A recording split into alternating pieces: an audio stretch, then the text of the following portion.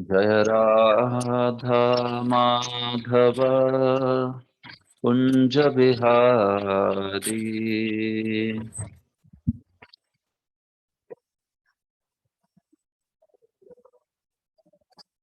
जय गोपी जनवल्लभ गिरिवरधारी।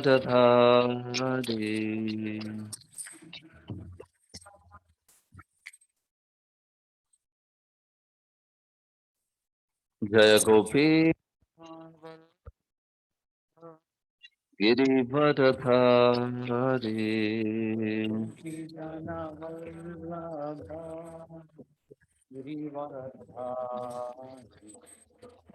यशोदानन्दना व्रज जनरञ्जना।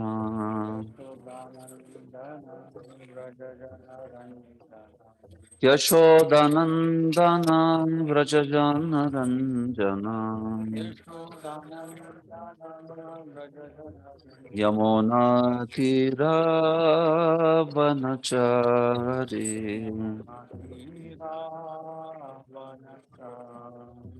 यमुनातीरावनचारी।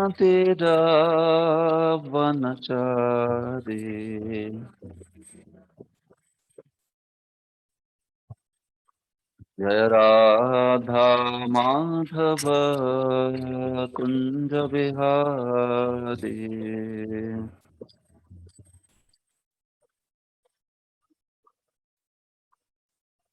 जय राधा माधव कुंज बिहारी।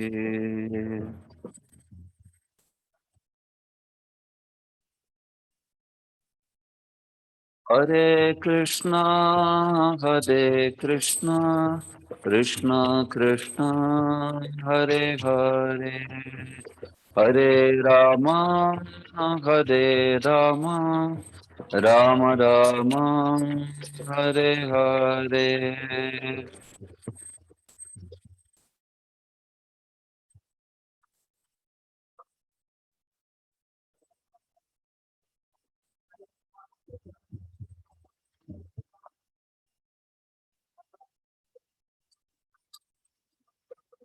हरे कृष्णा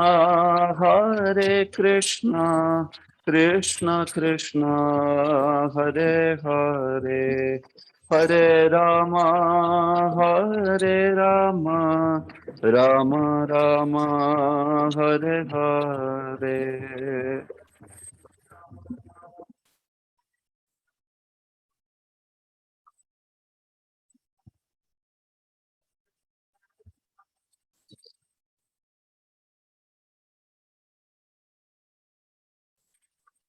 जय जय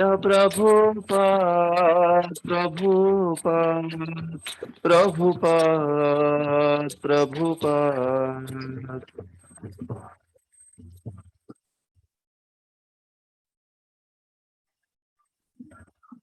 निदाय गौर हरि बोल हरि बोल हरि बोल हरि बोल।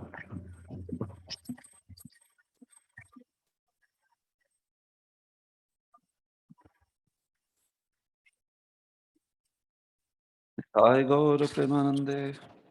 श्री हरिनाम संकीर्तनम की, ग्रंथराज श्रीमद्भागवतम की, श्रील प्रभुपाद की। ओम नमो भगवते वासुदेवाय। ओम नमो भगवते वासुदेवाय। ओम नमो भगवते वासुदेवाय। ओम अज्ञानतिमिरान्धस्य ज्ञानाञ्जनशलाकया चक्षुरुन्मिलितं येन तस्मै श्रीगुरवे नमः। श्रीचैतन्यमनोभीष्टं स्थापितं येन भूतले स्वयं रूपः कदा मह्यं ददाति स्वपदान्तिकं। वन्देऽहं श्रीगुरोः श्रीयुतपदकमलं श्रीगुरून् वैष्णवांश्च श्रीरूपं साग्रजातं सहगणा रघुनाथान्वितं तं सजीवं साद्वैतं सावधूतं परिजनः सहितं कृष्ण चैतन्य देवं श्री राधा कृष्ण पदान् सहगणा ललिता श्री विशाखान्वितांश्च नमो विष्णुपादाय कृष्णप्रेष्ठाय भूतले श्रीमते भक्तिवेदान्त स्वामिन् इति नामिने नमस्ते सारस्वते देवे गौरवाणी प्रचारिणे निर्विशेष शून्यवादी पाश्चात्य देशतारिणे नमो महावदान्याय कृष्ण प्रेम प्रदायते कृष्णाय कृष्ण चैतन्य नाम्ने गौरत्विषे नमः हे कृष्ण करुणा सिंधो दीनबंधो जगत्पते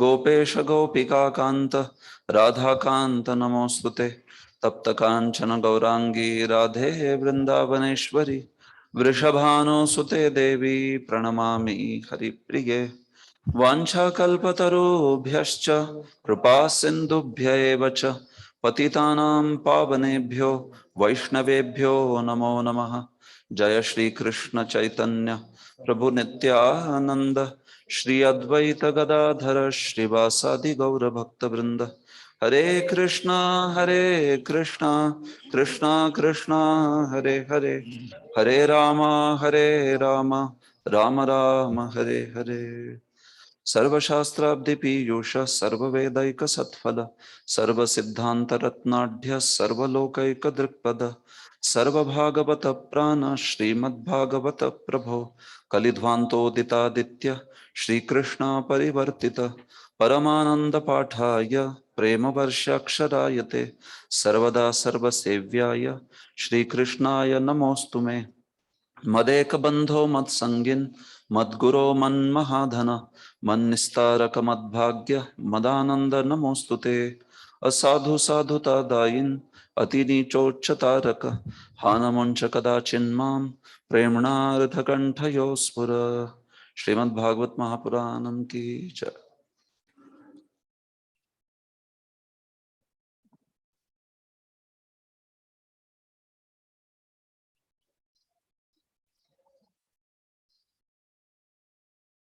Hare Krishna. So, welcome all of you in today's session on Srimad Bhagavatam. We continue our discussions from 15th chapter of Srimad Bhagavatam, third canto, description of the kingdom of God. So, we will complete this chapter today and also see if we can finish the major content from next chapter. So, for the rest of the chapters, which is 17, 18, and 19,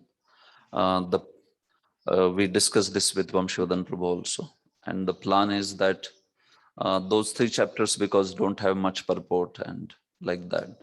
So in the next week, in the study slot that you have, we will just, all those three chapters will be finished in maybe 2 study slots. Just some concepts around certain verses that will be shared, and rest of it is quickly we can read through. So 3 chapters will take not more than 3 hours probably. That's it. So the plan is to take on Monday and Tuesday that thing. So that we finish that 17, 18, 19, and then you are good to go with next unit like that. Otherwise, this chapter should remain pending and we can take at a later point of time. But then again, then that will get into another unit, or it will become a separate unit in itself. Okay, so that's why at least the topic would be covered. Exams we will surely split because it is 8 chapters now, from 12 to 19.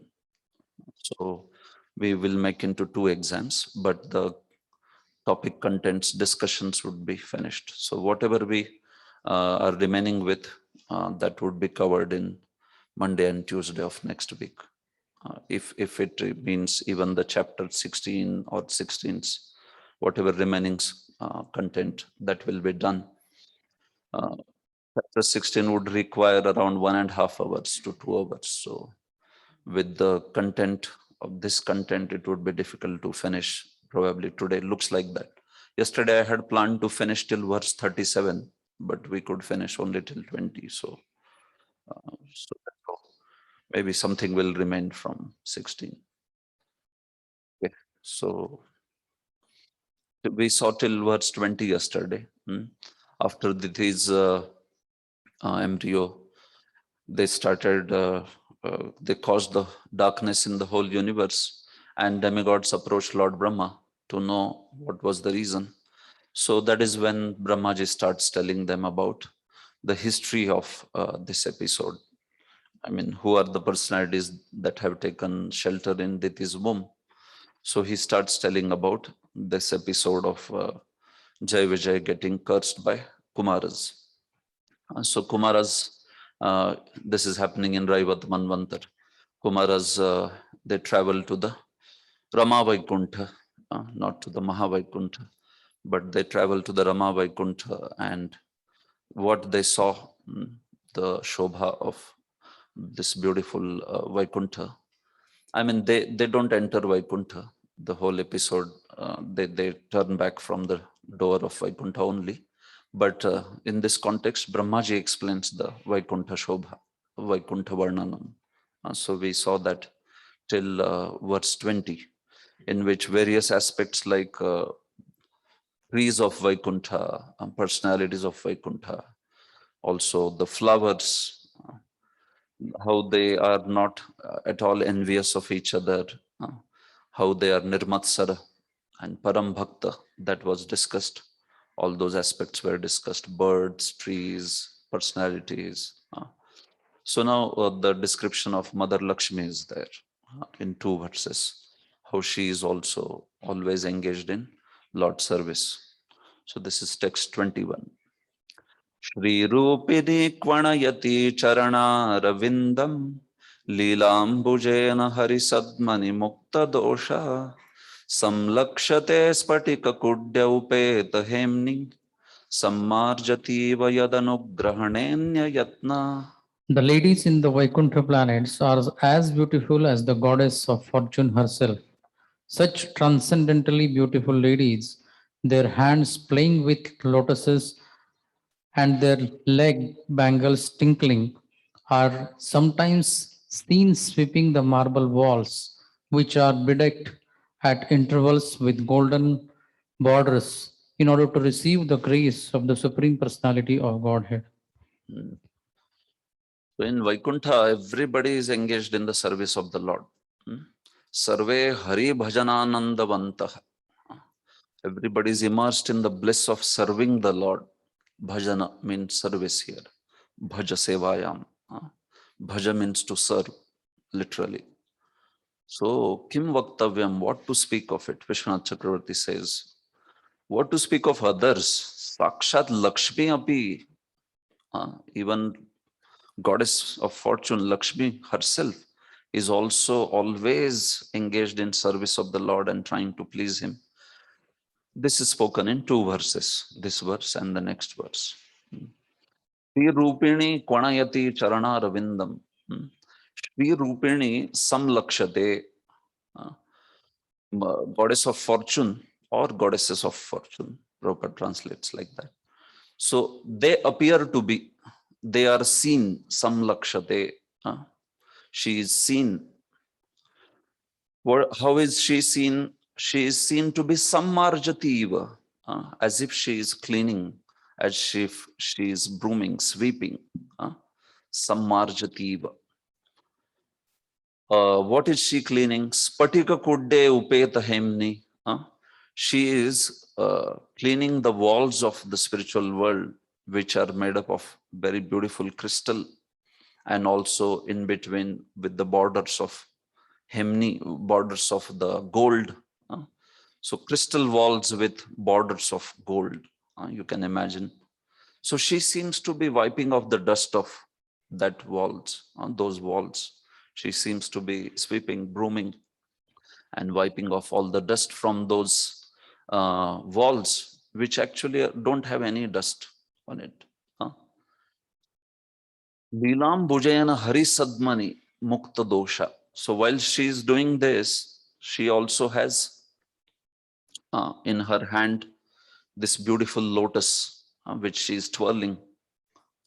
Kvanayati Charana Ravindam, and as she's walking slowly, Mother Lakshmi, she makes this beautiful sound of tinkling of the ankle bells. So this is how even goddess of fortune, she is rendering service in the abode of Lord Hari in Vaikuntha. Or she appears to be rendering service. This verse can also mean that when she walks with that lilam, that lotus in her hand twirling, it looks like the reflection in the walls, it looks like she is trying to clean that wall. So her mood of attracting the attention of Lord is being spoken. Literally, this verse, samlakshate, it literally means it. She appears to be. She appears like a maid servant. She appears like she is cleaning that when she is not actually cleaning it. That is one meaning.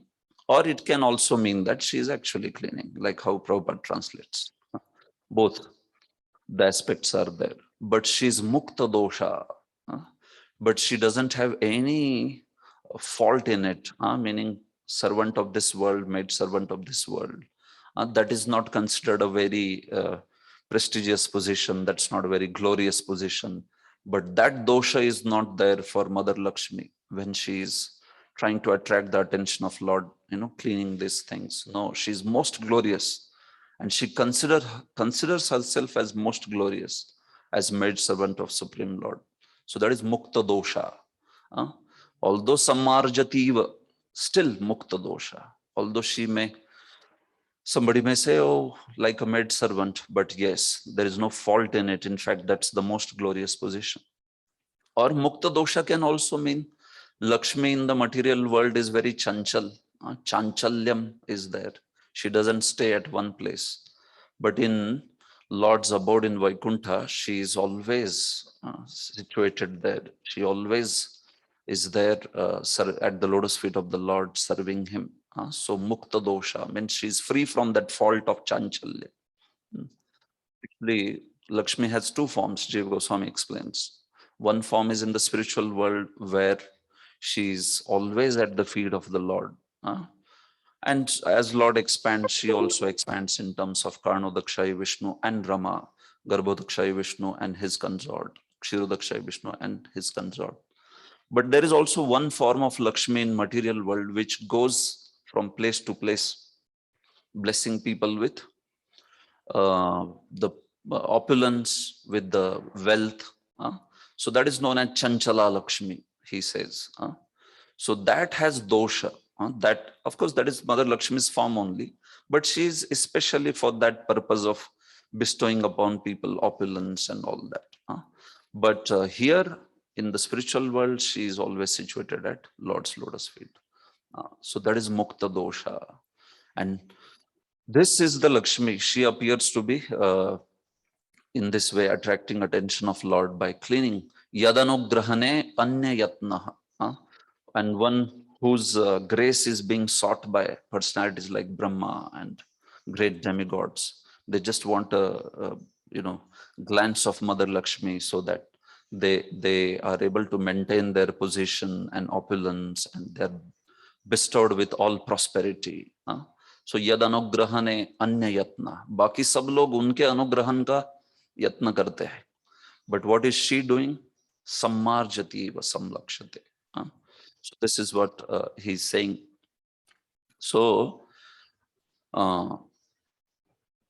yeah, Jiva Goswami also quotes Kalindi, one of the wives of Lord Krishna. In the Kurukshetra, when she comes later, she says that tapascharantim adnyaya swapada sparshana shayaya sakhyopetya grahit panim yoham tadgriham arjani. He quotes Kalindi saying that, Kalindi says that, she says, actually, I am Krishna's Tadgraha Marjani. I am just sweeper in the house of Lord Krishna. Kalindi says that. It was his great mercy that he came with his company of his friend, that is Arjuna, and he took my hand in marriage. Now I am engaged as a sweeper in his house. And she tells to the other, she tells to the other personalities, Kalindi. So tad griham arjani, that is what is her mood. So actually, although she is most exalted, but she considers herself to be having very meager devotion. So she wants to do some service and thereby attract the attention of the Lord. So in this way, even Lakshmi is always engaged in Lord service. So Prabhupada in purport says that there are many goddesses of fortune in spiritual world. Lakshmi Sahastra Sambrahma, Shata Sahastra Sambrahma Sevyamanam. So goddess of fortune is only one actually, but all these are expansions of her, and these are others. These are all also considered as goddess of fortune.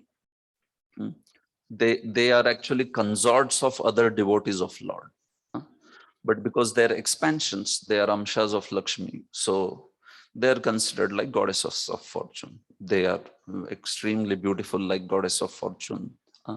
So just as there is sarupya for all the male devotees there is also sarupya for all the female devotees there. They look like Lakshmi exactly. But then still Lakshmi is one, that personality who is always there with Supreme Lord. So they are special, both of them. They have that couple is worshipped by all the others. They are all engaged in serving that couple, which is Lord Vishnu and Lakshmi, this way. So Prabhupada addresses this idea. In the second para, he also addresses the idea of the fault of goddess of fortune, meaning what is that dosha? Generally, the goddess of fortune does not remain steadily in one place. Her name is Chanchala. So this is the meaning of Mukta dosha that he is giving based on Sridhar Swami. Finally, he draws a nice conclusion by saying, men of Ravana's class want Lakshmi only without her husband Narayana. Therefore, they become unsteady due to Lakshmi ji. So those who want just Lakshmi without Narayan, then they don't get the grace of Lakshmi from the spiritual world. They get the grace of Lakshmi, which is just supposed to give some opulence for some time, the Chanchala Lakshmi aspect, like that. And that's how their opulence and everything becomes unsteady. But those who want Narayana and Lakshmi together, Lord with his energy, both they want to worship, then they take them as object of their love and devotion. So for them, we see that Lakshmi's constant blessings are there. Then Lakshmi bestows all prosperity, all fortune unto real fortune in the real sense unto such devotees. Otherwise, one will only get the fortune of Chanchala Lakshmi, which will not stay for long.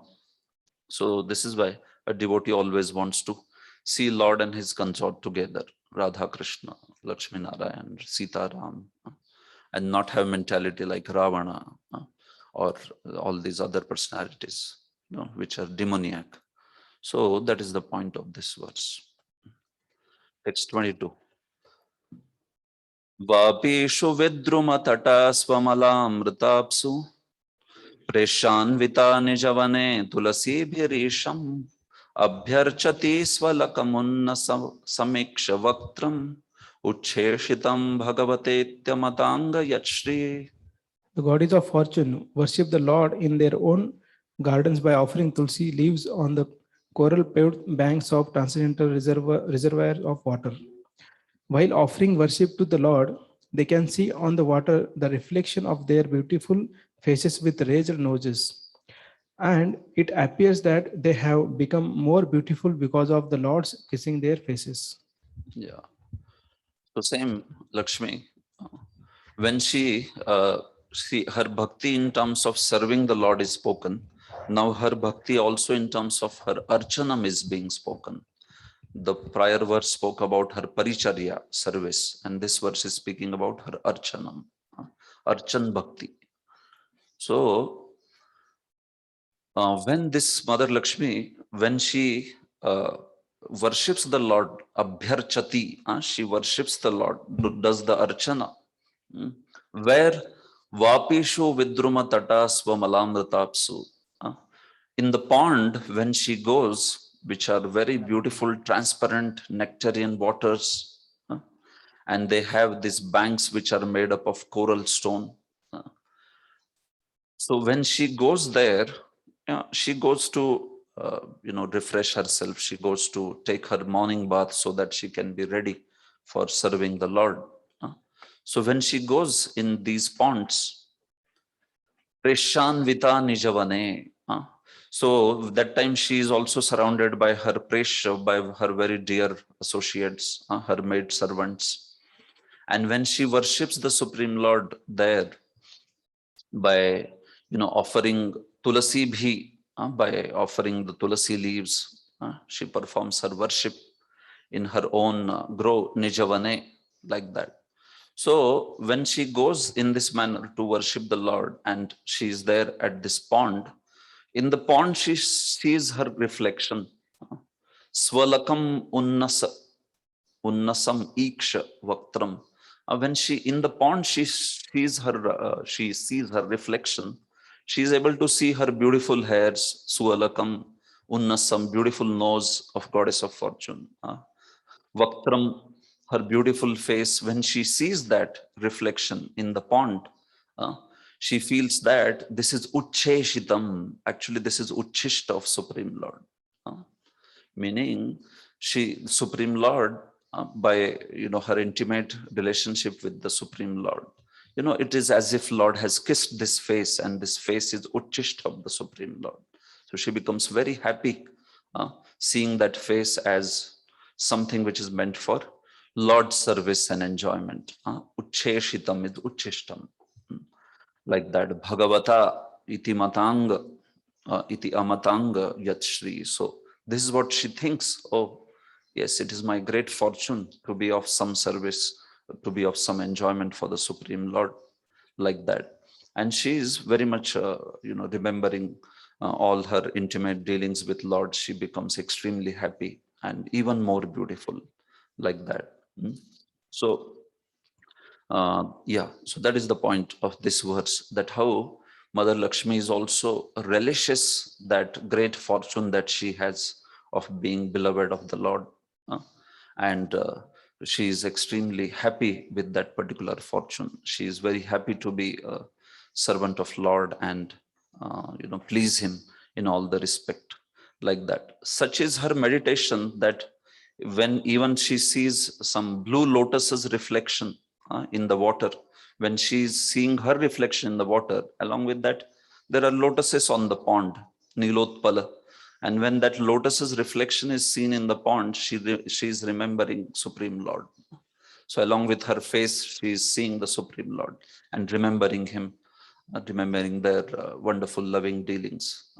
So that is her absorption in Supreme Lord. That is her meditation on the Supreme Lord this way. So that's it. Prabhupada says, the beautiful face of Goddess of Fortune appears in ponds of transcendental crystal water when she worships the Lord with tulasi leaves in her garden.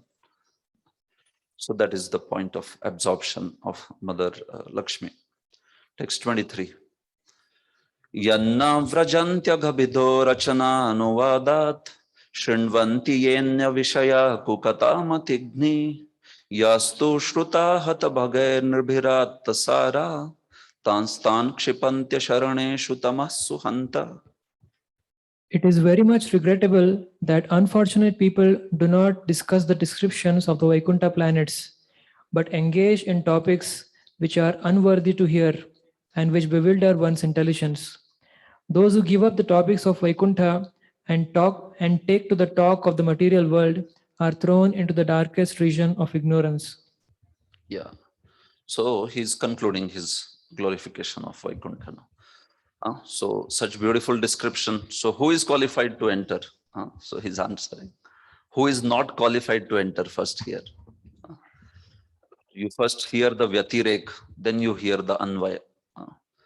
Vyatirek is you speak something in the negative way. Anvaya is when you speak it in the straight way. Positive affirmation and negative affirmation. So Vyatirekena, first you hear the Vyatirek, who can't enter the spiritual world. And then he will speak who can enter the spiritual world. Yanna vrajanti, that spiritual world in which those people don't enter, they can't go. Who? Shrunvanti, they hear Anya Vishaya, they hear the other topics. Hmm? What are other topics? Aghabhidaha Rachnanuvadat Anya Vishaya. The topics which are apart from the topics of, beautiful narrations of the Lord Agabhid. Agha means one who killed Lord Aghasur. So one who killed Agha demon. Lord who killed Aghasur. So leaving those topics of Supreme Lord's Leela and all, those who hear Anya Vishaya, they don't go to the spiritual world. Kukatha Mathigni, and those topics are said to be Kukatha. Sukatha nahi hai wo. They are cacophonous words, bad words, which are useless words. Kukatha. Matigni, they kill the consciousness, kill the intelligence, meaning they destroy all the good intelligence in the jiva, like that. Yastu Shruta Hata Bhagair Nabhyatta Sara.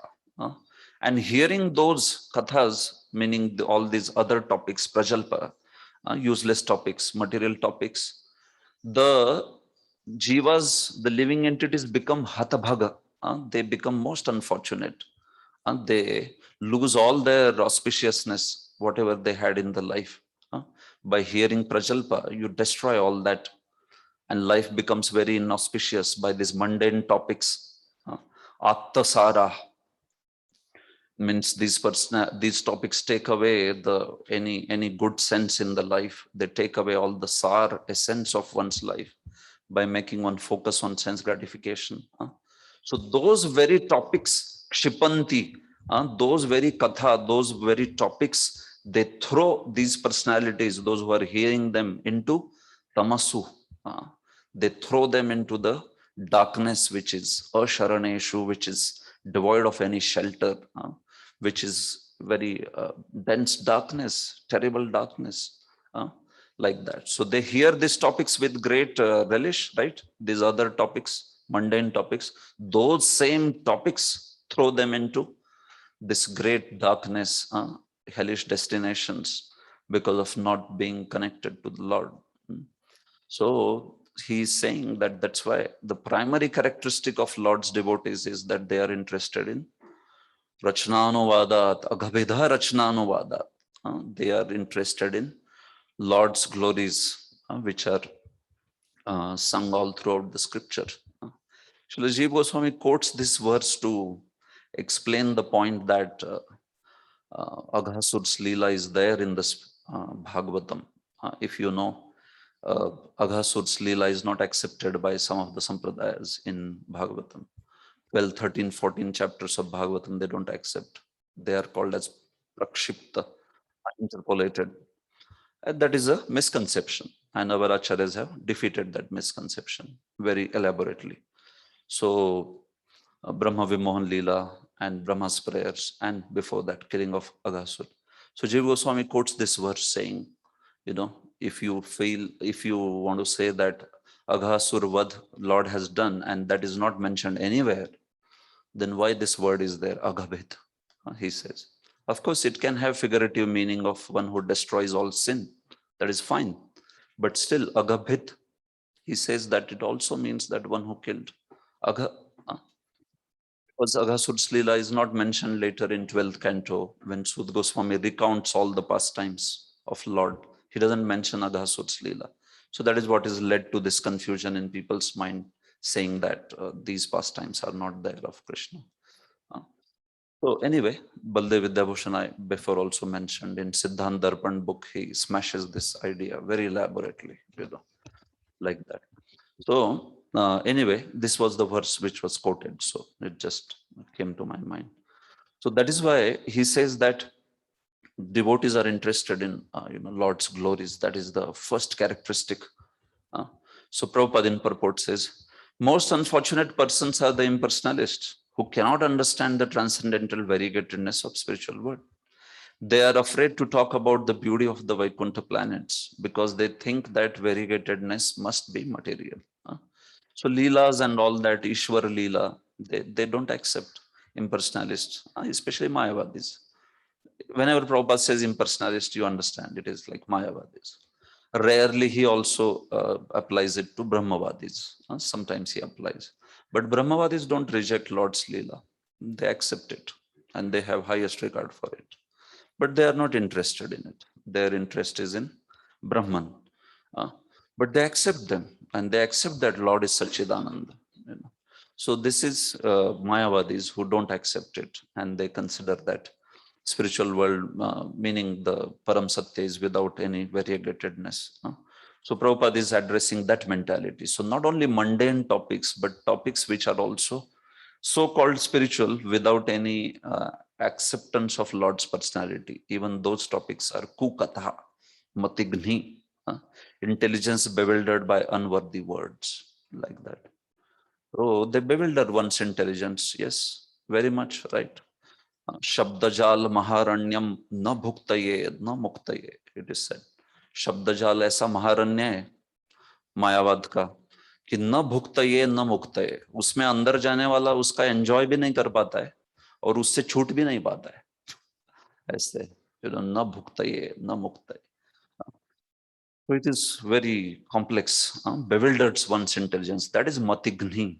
And that's why one should be very alert from such topics. Prabhupada says in second para, here in the Bhagavatam, in this verse particularly, it is stressed that people who try to discuss and understand the real spiritual nature of spiritual sky and the Vaikunthas are fortunate. Those who don't discuss it are Hatabhagai. Those who discuss it are Subhagai. Saubhagyashali hai wo log. The variegatedness of Vaikuntha planets is described in relation to transcendental pastimes of the Lord. But instead of trying to understand spiritual abode and spiritual activities of Lord, people are more interested in politics and economic developments. Yes. So yes, we have to be, as devotees, we are primarily interested in Lord's glories, tattva, rasa, whatever those aspects, like that. So in presentation of Krishna consciousness also, we want to make sure that, our primary thrust in presentation is on solid Krishna Katha. Let it be tattva or rasa, whatever. And not that, in the name of making Katha interesting, we, end up giving something which is very sub-religious, which is very, not the real stuff, real Krishna Katha. So that is how, this is how devotees are interested in true, real Krishna Katha. Text 24. Yebhyarthitam api chano nirgatim prapanna jnanancha tattva vishayam sahadharmam yatra naradhanam bhagavato vitarantyamusha sammohita vitataya batamaya yate. Lord Brahma said, my dear demigods, the human form of life is of such importance that we also desire to have such life. For in the human form, one can attain perfect religious truth and knowledge. If one is in this human form of life, does not understand the Supreme Personality of Godhead and His abode, it is to be understood that he is very much affected by the influence of external nature. Yeah, so Brahmaji laments for such people, those who are unqualified because of their no interest in Krishna consciousness. So he's lamenting for them in this particular verse, like that. So he says that these people, sammohita vitataya batamaya yate. They are surely, verily, they are bewildered by Lord's Maya, amusha of that Supreme Lord. They are surely bewildered. Which people? Which naradhanam bhagavato vitaranti. Which don't worship the Supreme Lord. They don't execute the process of worshipping the Supreme Lord. Although yebhyarthitam chano nagratim prapanna. Although they have got this nirgati, they have got the human form of life. The prapanna here means they have attained it, they have accepted. They have got that nirgati Manusya deha milke bhi jo ki abhyarthita, that nirgati, that human form of life is actually prayed for, abhyarthita, that is prayed for even by personalities like us, personalities like demigods. Even they desire to get human form of life in Bharatvarsha, because there is such an opportunity to perform, devotional service, right? The system of Satya Kali Treta Dwapar is there, and Lord's appearance in so many different incarnations, such a benediction with Kali Yuga. So that's why demigods also want to take human form of life in Bharatvarsha. So Abhyarthita Nirgati, that human form is desired by even demigods. Jnanancha tattva vishayam sahadharmam yatra, in which naturally the living entity can cultivate knowledge and understanding of tattva. These are the concomitant factors along with the human form of life. So although getting such human form of life, Bhagavataha Aradhanam na vitaranti, they don't execute the worship of Supreme Lord. What can you say about them? They are bewildered, thoroughly bewildered by Supreme Lord's Maya, Vitata Maya, which is very powerful, all-pervading Maya, like that. So in this way, he laments for them. Srila Jiva Goswami quotes in commentary, Bile bato rukrama vikramange, na shranvatah karnapute narasya, jivva sati dardurikeva suta, nacha upagayati urgaya gata. He says that. Famous prayers of Shaunak Muni from second canto, that those holes of the ears are just like some snake holes, which don't hear the glories of the Supreme Lord. Very beautiful verses, a series of verses is there in that, right? So getting human form of life where you can execute wonderful param dharma, you can cultivate jnana, bhagavad jnana, and you waste it in this other activities, useless activities. So that is a real thorough bewilderment of Maya. He says that. So Prabhupada also says this in purport, second line. Human form of life is desired even by Brahmaji. Brahma and other demigods have much better material bodies than human beings. Yet the demigods, including Brahma, nevertheless desire to attain the human form of life because it is specifically meant for living entity who can attain transcendental knowledge and religious perfection. So they also desire it because on the upper planets, it is very difficult to, the situation is so cozy, situation is so wonderful that one is not inspired to remember the Lord. While Martya Loka is very suitable for such a purpose. So from that angle, like that. Prabhupada says later, it is said that human form is a great boon because it is most suitable boon. He is quoting that. Nrideha madhyam sulabham sudurlabham. Plavam sukalpam guru karna dharam mayanukule na nabhasvate ritam puman bhavabdhim na taret sa atmaha. One who doesn't take this opportunity of human form of life, boat, and karnadhar, captain is guru, nabhasvata, iritam, the favorable breezes as something which is spoken by Lord, maya, iritam, Lord's instruction, scriptures, they are the favorable breezes. And one who doesn't take that benefit, doesn't cross over the ocean of birth and death is Atmaha. Such a person is considered killer of the soul. So Prabhupada is quoting that. Yes, last verse in this series, text 25. Yacha vrajantya nimesha mrishabhanuvritya dure yamahyuparina sprahaniya shila bhartur bithasu yashasa kathana anuraga vaiklavya bashpakalaya pulaki kritanga. Persons whose bodily features change in ecstasy and who breathe heavily and perspire due to hearing the glories of the Lord are promoted to the kingdom of God, even though they do not care for meditation and other austerities. The kingdom of God is above the material universes, and it is desired by Brahma and other demigods. Yeah, so finally he ends with who enter the spiritual world.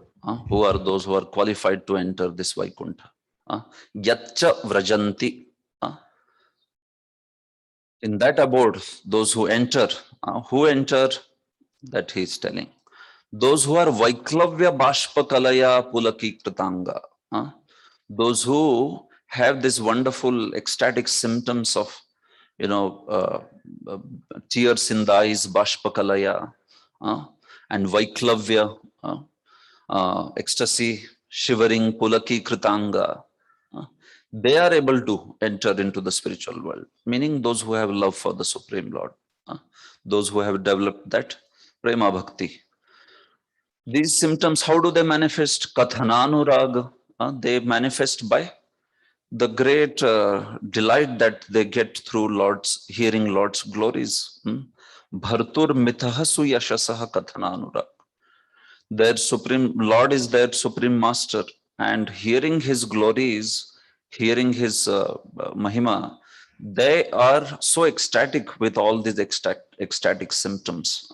They are able to enter into the Vaikuntha like that.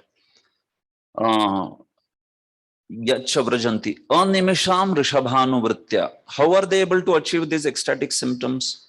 They are able to achieve by following the instructions of Supreme Lord, who is animisham rishabha, who is the crest jewel of all the devatas. Devatas are known as animishas, you know that, because this abode is also considered the crest jewel of all the celestial planets. This Rama Vaikuntha is in the material world. So similarly, Lord is being glorified as Animisham Rishabha. He is the best of all the demigods, although he is not a demigod, but he is the greatest of all of them, Deva Deva, in that sense. So those who follow his instructions and follow this process of bhakti and develop prema bhakti, they are able to go to the spiritual world. Brahmaji says, Nahas Prahaniya Shila.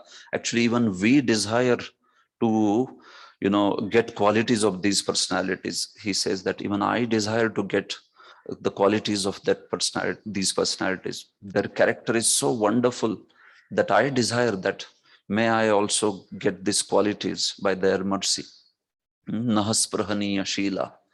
Dure Yama Huparina. Dure Yama means they have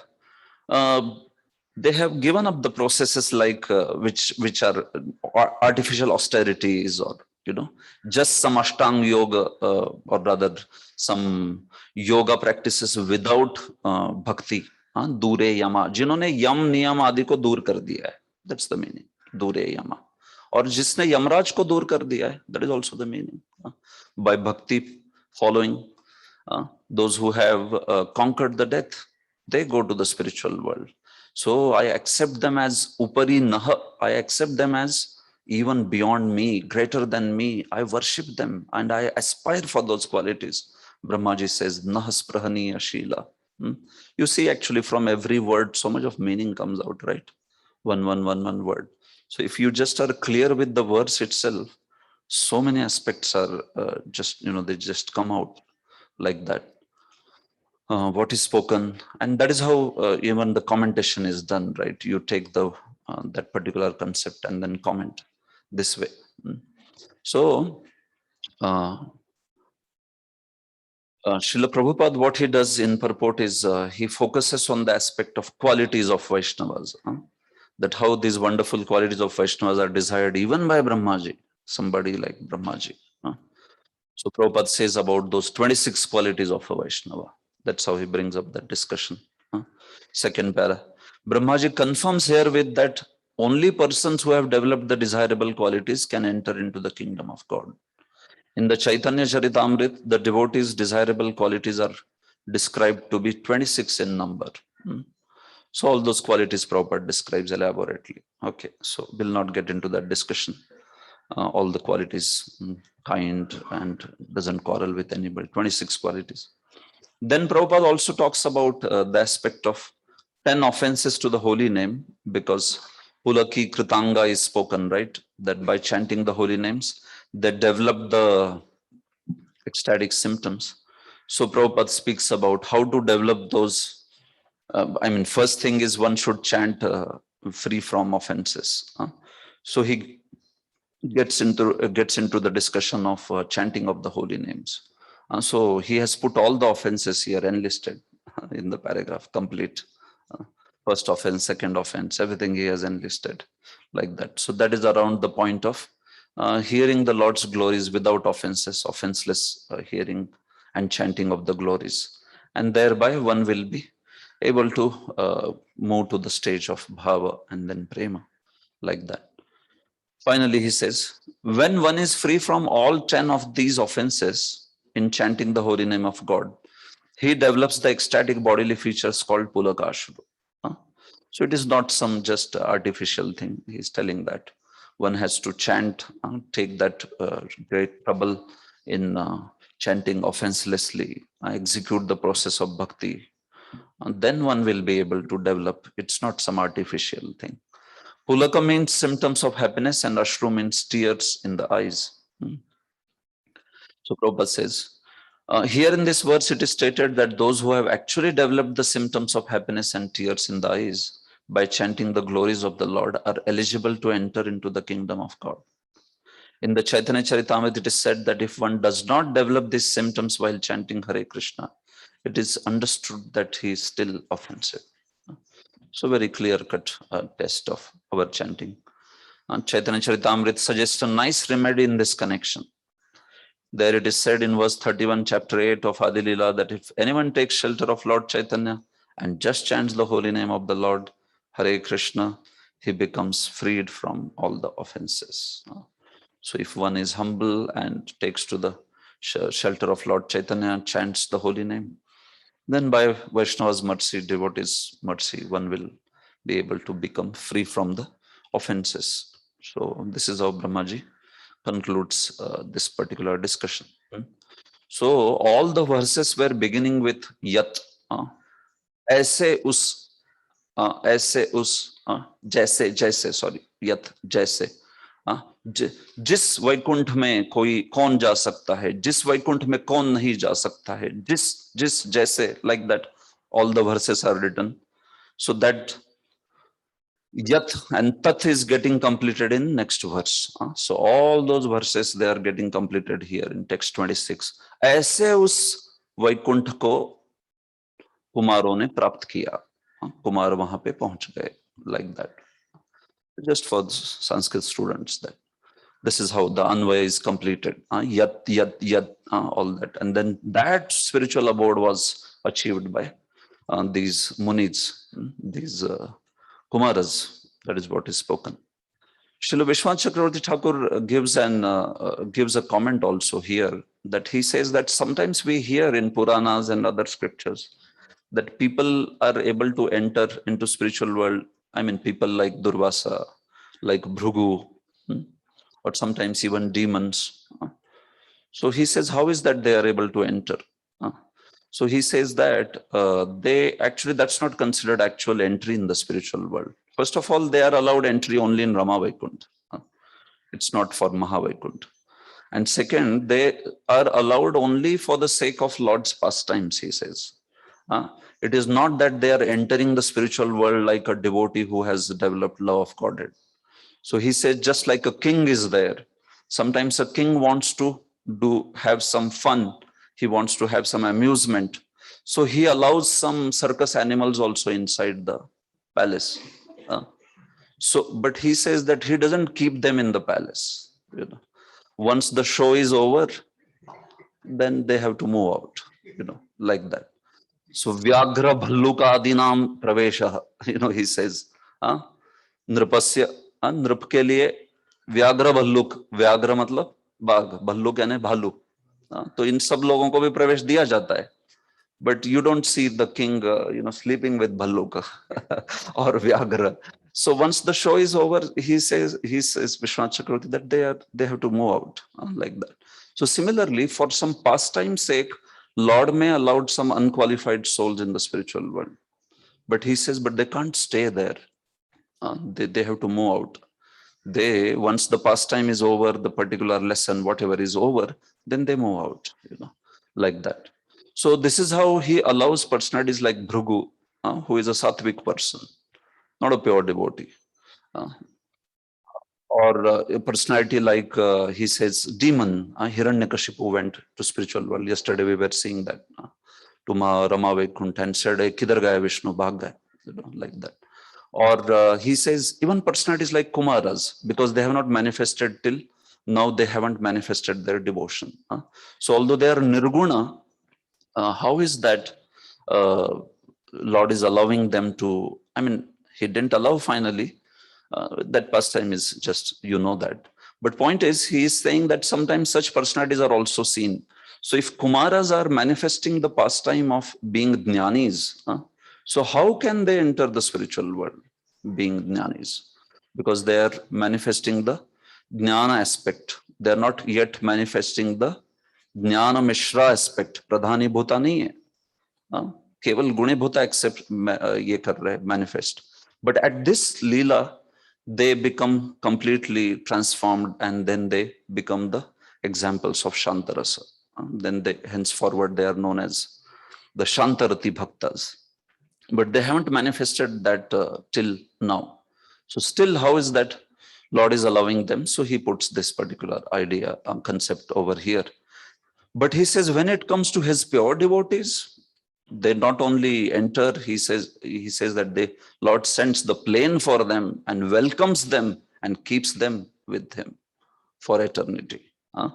So he makes them taste his sweet abode, sweet service, sweet pastimes for them. While for these other personalities, once the particular thing is over, then they move on further. While for his devotees, he gives this sweet nectarian madhurya, Leela Madhurya, Dham Madhurya to taste for with him in eternity. So this is the difference between how he deals with his devotees, pure devotees, and these other personalities like that. So that is why he allows sometimes certain personalities like this. This is how it should be understood. So what is happening with Kumaras is also this. Once Kumaras are born, and they're born as Siddhas, they are born as people who have Brahma Sakshatkar right from the beginning, Mukta hai wo, like that. But they manifest this pastime of meeting the Lord and then getting that rati at a particular point of time. This is that time. And then they become Shantaratis, particular prototypes. We shouldn't think that Kumaras, they are like some sadhan siddhas who met the Jai Vijay and that's how then they got transformed. No. Jiva Goswami says very clearly that he says that they are for eternity, they are Bhagwan Unmukh. वो भगवान की ओर उन्मुख है for eternity because they are Jnana Shakti. What are we talking about? They are Jnana Shakti's incarnation. So they always have that. But this is a manifestation of a pastime to show the nature of Lord's Leela, that how Bhajnananda, Bhaktiananda is greater than even Brahmananda. So two classic examples from Bhagavatam are to demonstrate this point. One is Kumar, another is Shukadev. He says that very clearly. These pastimes have been only arranged to show this point of Atma Ramascha Munayo Nirgantha Pyurukrame Purvantiya Hetukim Bhaktim Itham Bhuta Guno Harihi. Like that. Otherwise, same with Shukdev Goswami, right? He is he's spiritual world's resident, parrot of Radharani, such an exalted devotee. But why does he do that? He manifests this pastime. He's the example of that verse, Atmaram verse ka example hai wo. Ittam bhuta guno hari. That is how. So that is what he manifested in case of Kumaras also. He wanted to show this particular principle by making Kumaras and Jai Vijay as the instruments. So this is how it is done, like that. So some 3-4 verses, 12-15 will take a break because these are now narrations, so they will go quickly. Text 26. Tad Vishvagurvadikritam bhuvane kavandyam divyam vichitra vibhudhagrya vimana shochi apuh param mudam apurvam upetya yoga maya balena munayastadato vikuntham. Thus the great sages Sanak, Sanatan, Sanandan, and Sanat Kumar, upon reaching the above mentioned Vaikuntha, in the spiritual world by dint of their mystic performance, perceived unprecedented happiness. They found that the spiritual sky was illuminated by highly decorated airplanes, piloted by the best devotees of Vaikuntha, and was predominated by the Supreme Personality of Godhead. So that abode, that Tad Vaikuntham, Upetya, having gone to that Vaikuntha, These personalities, param mudam apuhu, they experienced a great joy, apurvam, unprecedented happiness they experienced in their life. First time they're experiencing this kind of happiness, like that. So that abode is said to be Vishwa Gurvadhikritam. That is presided by Vishwa Guru. So taking this word, Srila Vishwanath Chakravarti says that Lord as Vishwa Guru wanted to teach to Kumaras that what is the happiness of bhakti. सारे विश्व को दिखाना चाहते थे कि भक्ति का आनंद क्या है. What is bhakti ananda and what is brahma ananda. So that is the Vishwa Guru. He's पूरे विश्व के गुरु है वो, and he wants to teach this principle of bhakti's anand being so great. So that is Vishwa Guru Vadhrikritam. Bhuvaneka Vandyam, that abode which is worshipped by all and filled with so many celestial, colorful celestial this airplanes. So they achieved that. How did they achieve? Yoga Maya Balena. They achieved by the power of mystic potency. So this Yoga Maya Balena is translated by Acharyas. Prabhupada also comments it purport that it is Bhagavad Shakti Prabhavena. It doesn't mean by their own mystic power, like that. Although literally it might appear like that, but here it means clearly, Jiva Swami says, Bhagavad Shakti Prabhavena, natu Swa Shaktya. Khud ki Shakti se nahi, Bhagavad Shakti ke prabhav se, because Lord wanted them that they should be, part of this pastime. So that is how they achieved this abode. They were able to go through 6 gates and reach to the 7th gate. Like that, they could approach in this way. Swashaktya na. Yeah. Yes, so that is how they reached their Vaikuntha, and there, then this thing happened further. So Prabhupada in purport talks also about yoga system, Ashtanga yoga, and he says that how they give the siddhis and thereby one is able to achieve even something like Vaikuntha. But again, that is only with the aspect of worshipping the Lord in Ashtanga yoga, which is also Lord's mercy, not one's own efforts. One will not be able to achieve perfection even in all this Ashtanga and all that with just one's own effort. No, by Lord's mercy only one can achieve like that. So, but he's just addressing that point of how Ashtanga Yoga gives that power that one can deliver himself to the desired planet. This thing, like that.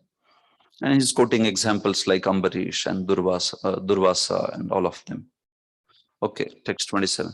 Tasminnatitya munayah shadasa jamana kaksha samana vayasa vatha saptamayam deva vachakshata grihita gadao paradhya keyura kundala kirita vitanka veshau. After passing through the 6 entrances of Vaikuntapuri, the Lord's residence, without feeling astonishment at all the decorations, they saw at the 7th gate 2 shining beings of the same age, armed with messes and adorned with most valuable jewelry, earrings, diamonds, helmets, garments, etc. So Shadha Kaksha Aditya, 6 gates they crossed. And then they reached to the 7th gate, Saptamayam. Saptam Kaksha jab aayi, 7वां gate jab aaya, so then they saw there 2 people, 2 personalities, Achakshat, Devo, kitne 2 लोगों को देखा उन्होंने. They were Samana Vayasau, they exactly resembled the age. Everybody in the Vaikuntha has 16 years old form. So Shodashavarshiya. So they looked exactly of the same age. Grihita Gadau, they were holding Gada and all this other, and very beautifully with valuable Keyur, Kundal, armbands and bracelets, armlets, also with a beautiful, kirit. So in this way, they were very beautifully adorned. So Kumara saw these personalities at the 7th gate. Till 6th gate, there was none. But at the 7th gate, they saw these 2 personalities. Text 28. Mattadvirefa vanamalikaya nivitau vinyastaya sita chatushtaya bahu madhye vaktram bhruva kutilaya sputanirgamabhyam raktekshanena chamanagrabhasam dadhanau.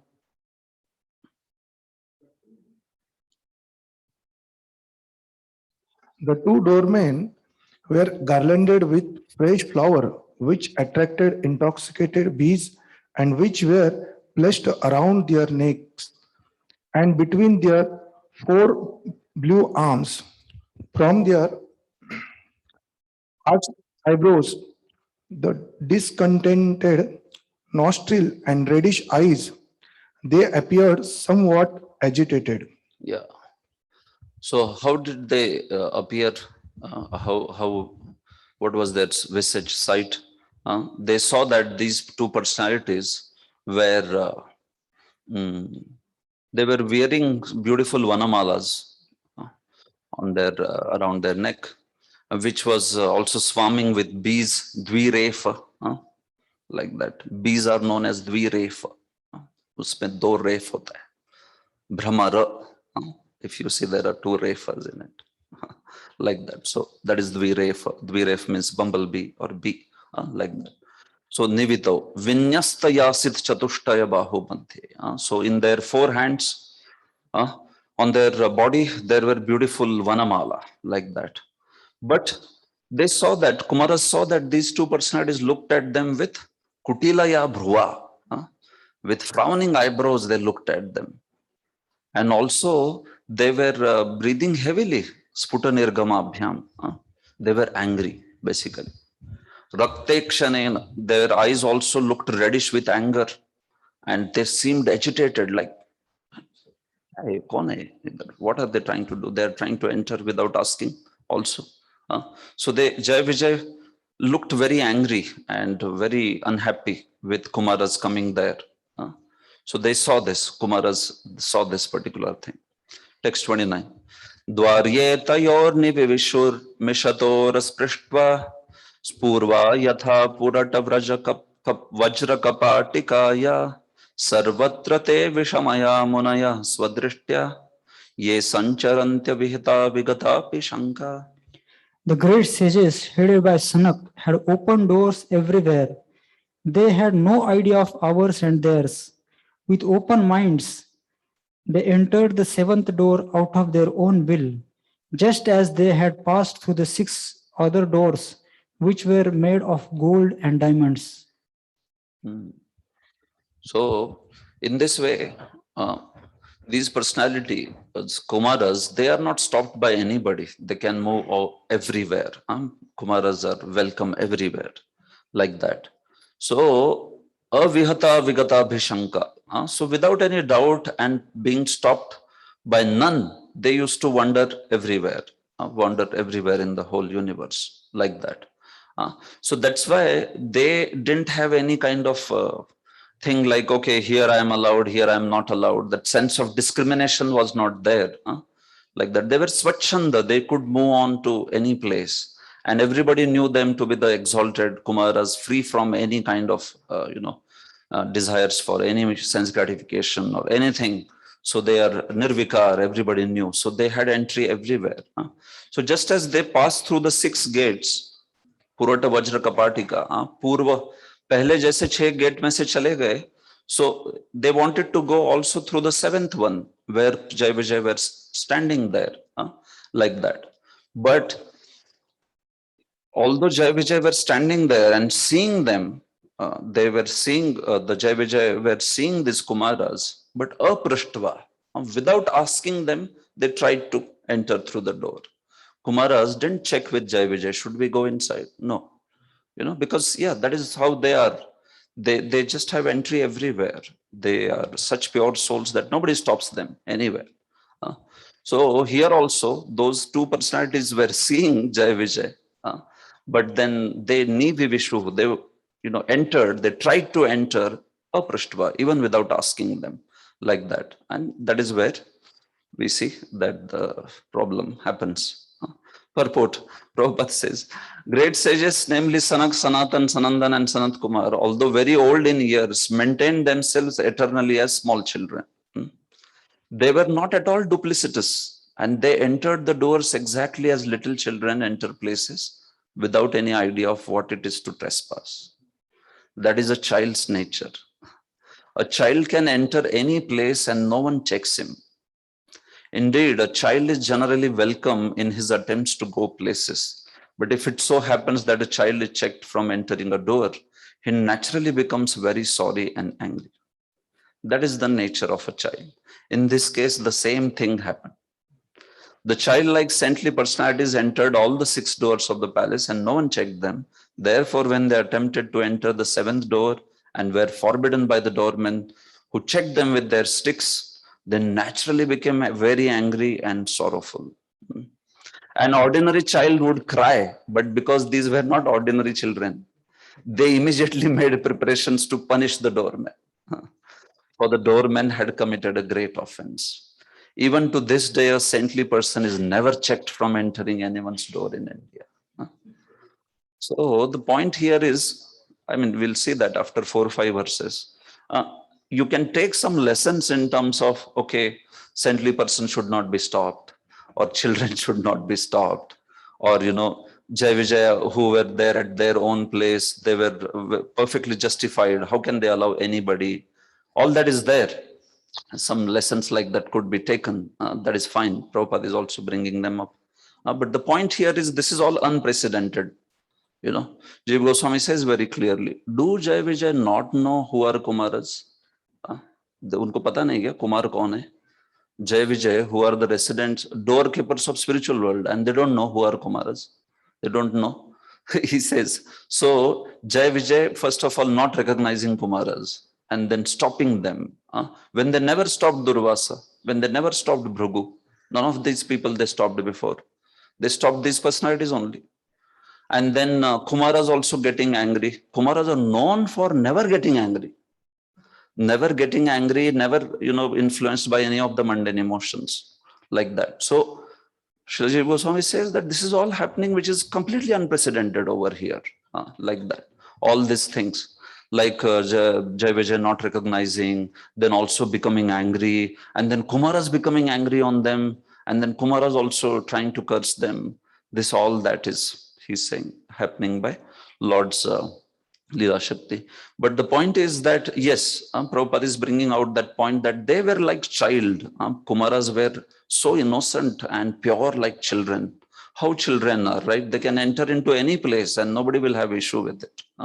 Even where some women are sitting like that. So child can enter there and they will all be happy to receive him, right? So that kind of innocence, purity the Kumaras had. That's how any sabha they would enter, people would be ecstatic to receive them like that, because although they live for entire Brahma's life, they also have same life as Brahma, but they are only 5 years old and their purity, innocence is like that children, but their knowledge is like, amazing. They are so wise. In Chandogya Upanishad, there is one story, this Sanat Kumar, Narad Muni wanted to take some lessons, learn some things from Sanat Kumar. So he went to Sanat Kumar. So Sanat Kumar said, okay, what is that you know? Because if I know what you already know, then we can begin from there. Sanat Kumar said to Narad Muni. And then Chandogya Upanishad says Narad Muni started telling what all he knows, like that. So Narad Muni told 4 Vedas, 108 Upanishads, all 18 Puranas, Upapuranas, Dharma Shastras, Grahya Sutras, the Dharma Sutras, Shulva Sutras, all Upanishads, everything like that. He gave a big list like that. And that list was so exhaustive. All the sages around are also listening. Baapre, kya pata hai inko, sab kuch pata. And then he finished. And then Sant Kumar said, okay, now we'll proceed from there. Further from there. So that is Sanat Kumar, he's Jnana Shakti, he is not ordinary person. So then Sanat Kumar instructed in certain aspects to Narad Muni and he was happy then, in this manner. So that is their level. So these personalities, but they have that nature like a child. So that's why they, here it is like, we can see that they couldn't recognize, and Jai Vijay couldn't recognize out of influence of Lord's Leela Shakti. Okay, I think we should take break now. 12:20. Okay, Hare Krishna.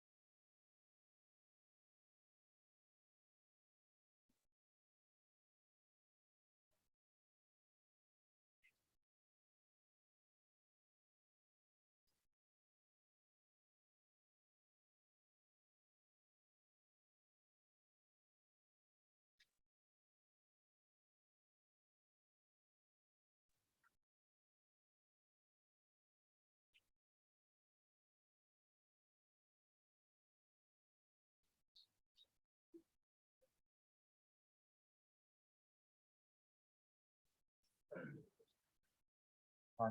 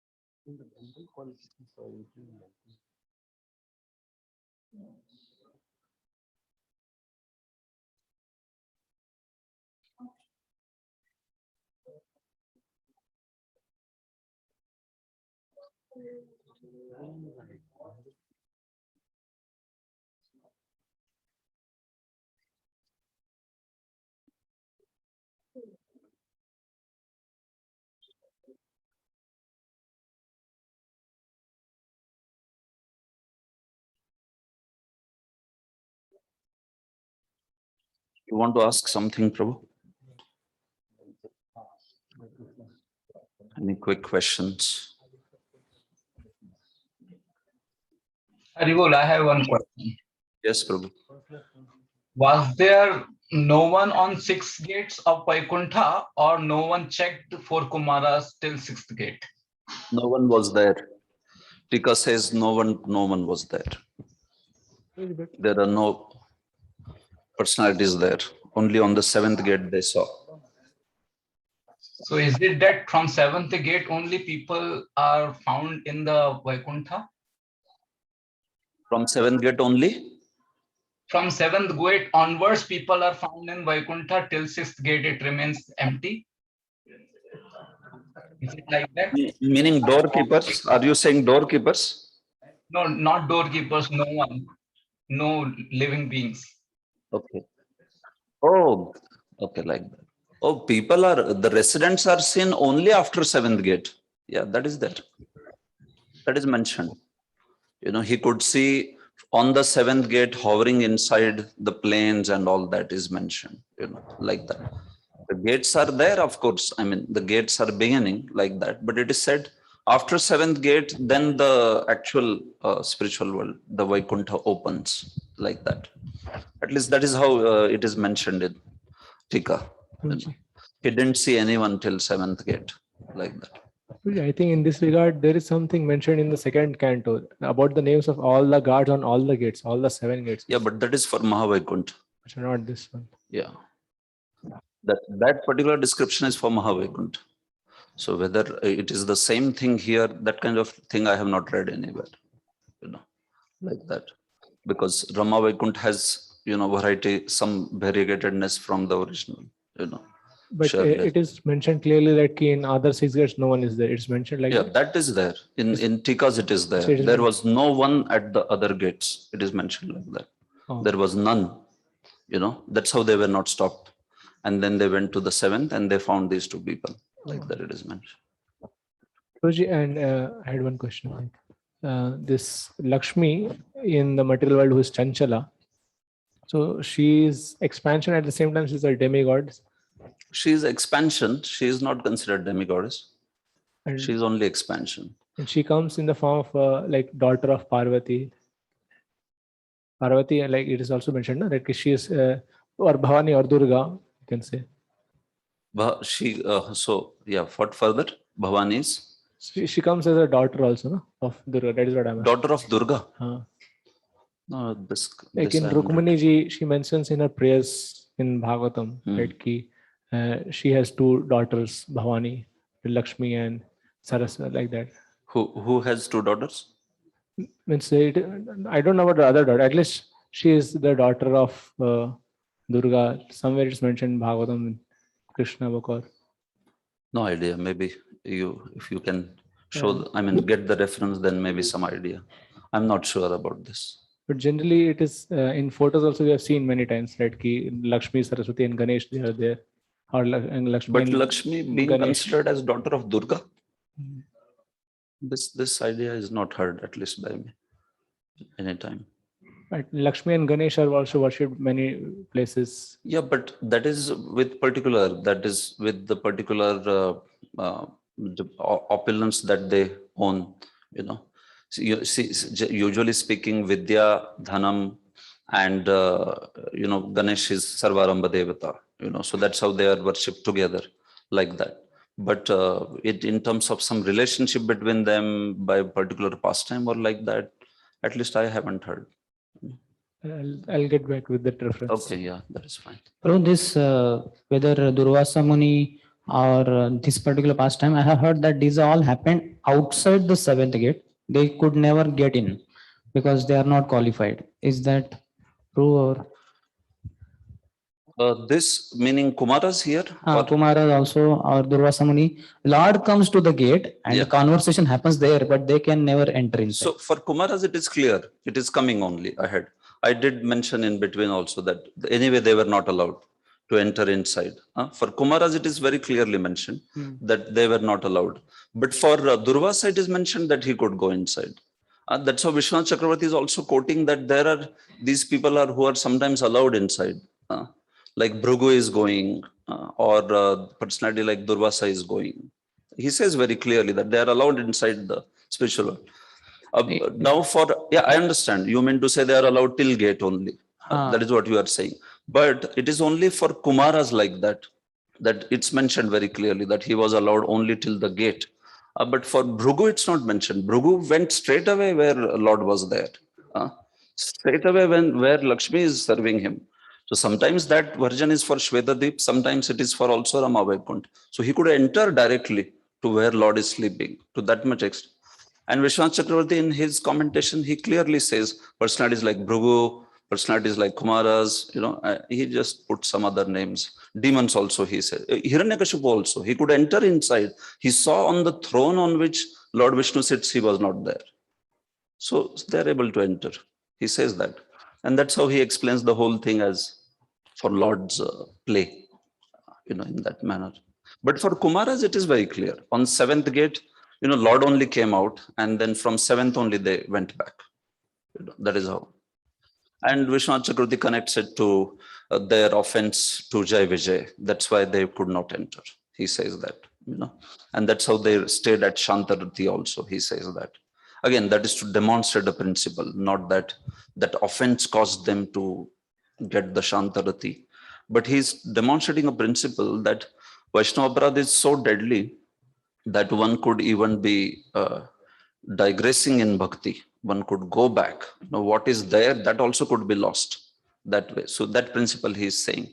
But he does say that, yes, Kumaras were not allowed finally, and they had to, Lord made sure that they left from there only. So there is. Hare Krishna. Yes, sir. Guruji, yesterday you was mentioning, and today also it was like the topic of discussion. This Rama Vaikuntha and then Dhruva Loka and then Shvetadip, these are the three Vaikunthas in this world. So where exactly their location is?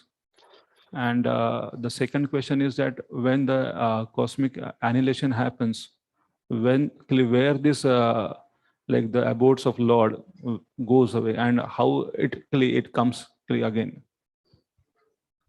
Okay, so elaborate discussion on this will be in cosmology only.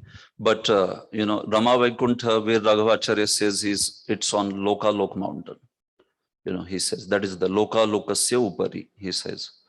And then There is also a reference by Rupa Goswami, which I quoted yesterday, saying that Satyasya Upari, Satyalokasya Upari Prakatikaranam. So, Satyalok ke upar or Lokalok ke upar. So, I asked some cosmology expert only that you only tell how, where it is and where, how it is. So, I am not very expert in cosmology, so I haven't understood it fully, but those are the references. Maybe, you check with somebody who knows the cosmology very well in case you know the more details. But the references are, yes, where Raghav says it is on Lokalok mountain, Rama Vaikuntha. Rupa Goswami says it is just above the Satyaloka. Dhruva's planet is obviously the pole star. And pole star is considered part of Shvetadvip. Shvetadvip is like big superset, while pole star is part of it. So that's why within Shvetadvip is the Dhruva Loka, like that. So those are the few principal things that I have checked with cosmology experts. I haven't myself gone into great details of with all those other geometrical things and all that. But these are the references. If you watch, actually, I heard that it was like there are only two Vaikunthas. It is No. Shvetadvip and this Ramav. But now the third one is in Dhruva Loka. It's like Dhruva Loka and Shvetadvip, it is like the subset and superset only there. So, but that's what I'm saying, that when Sanatana Goswami says that there are three, then you can repeat it, right? He says in Brihad Bhagavatamrita that there are three Vaikunthas. One is Dhruva Loka, another is Shvetadvipa, third is Rama Vaikuntha. That's a clear reference by him in Brihad Bhagavatamrita. So if they can be, considered part of one whole thing, or they are only two, that kind of adjustment for that in-depth knowledge of cosmology may be needed to answer that thing, like that. But he does say that there are three very clearly in his commentary. So why does he differentiate between Shvetadvip and Dhruva Loka? That we have to find out. I'm not sure. I don't remember reading from there. And answer of the question of the second question is that when this cosmic annihilation happens, so that will be covered in the when the cosmology is there. No, Jiva Goswami answers this. He says this in Dhruva Maharaj section, that what happens is when the Brahmaji's lifespan is over, this particular spiritual world becomes unmanifest. And as soon as the creation happens, it again becomes manifest, he says. Prakatya, aprakatya. But it is never destroyed because it is not made up of the elements of material world. But he says when Brahmaji goes back to the spiritual world and this is completely over, it becomes aprakat. And then in next creation, when it manifests, again it manifests. So that's why also it is considered eternal, because the creation is continuous, continuously happening. So you can find this reference in Dhruva Maharaj section. He says this, prakati, aprakati karanam, like that he says. But it is not destroyed, he says, because it is not part of material world. It's not part of material world in the sense it is located within material world, but it is not made of material substance. So material substance rahega to wo destroy hoga na. वो है ही नहीं material substance, so that's why it doesn't get destroyed, he says. ठीक है? Yes, Prabhu.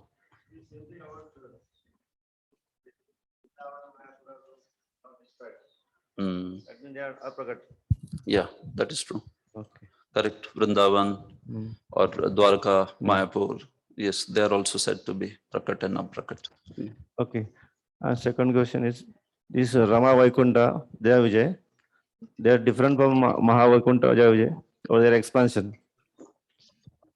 Expansions. Okay. Partial Yes. expansion. Or? Yeah, they are considered expansions of original Jaya Vijay. That's true.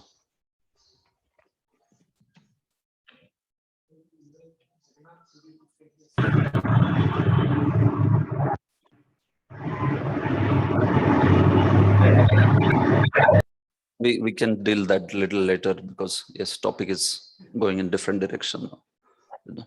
So one question. yes, bro. Probably this verse 26, it is said that these four Kumaras reached the spiritual world by the dint of their mystic yoga performance. Now, now we understand that okay, it is Rama Vaikuntha, but generally in reading when we see, first of all, nobody can go to Vaikuntha by their mystic yoga performance because like we know now that with yoga, tapasya, all those things cannot lead us to the Vaikuntha. It is only the mercy of the Lord by Yeah. which actually one can go there.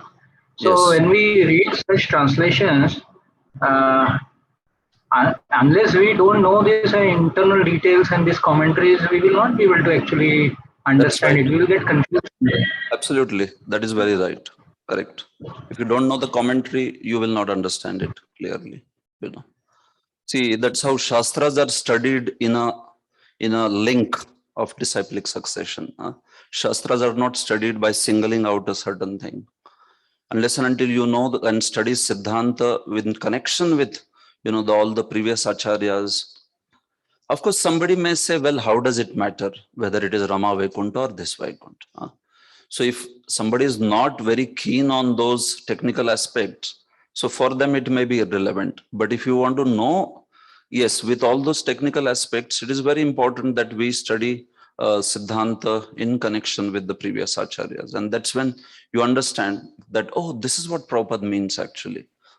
Otherwise, Prabhupada's own words also may be misunderstood, because you don't have the context with which he is speaking that particular idea. We may just take those English words and try to draw out some meaning. But what is that it is stemming from? Where it is coming from? If that idea is clear, then you are 100% sure what is it that he is saying. So it is true, Prabhu. On certain details and all that, those aspects, if Prabhupada has not mentioned, you will be able to know it only if you have read acharyas. And if you haven't, then you will not be able to know it. But as far as the Siddhanta's fundamental things are concerned, the thrust is concerned, practicing bhakti principles, Prabhupada is very thorough in that. And anybody who reads it can understand it, practice it, and go back to the spiritual world. That is very clear.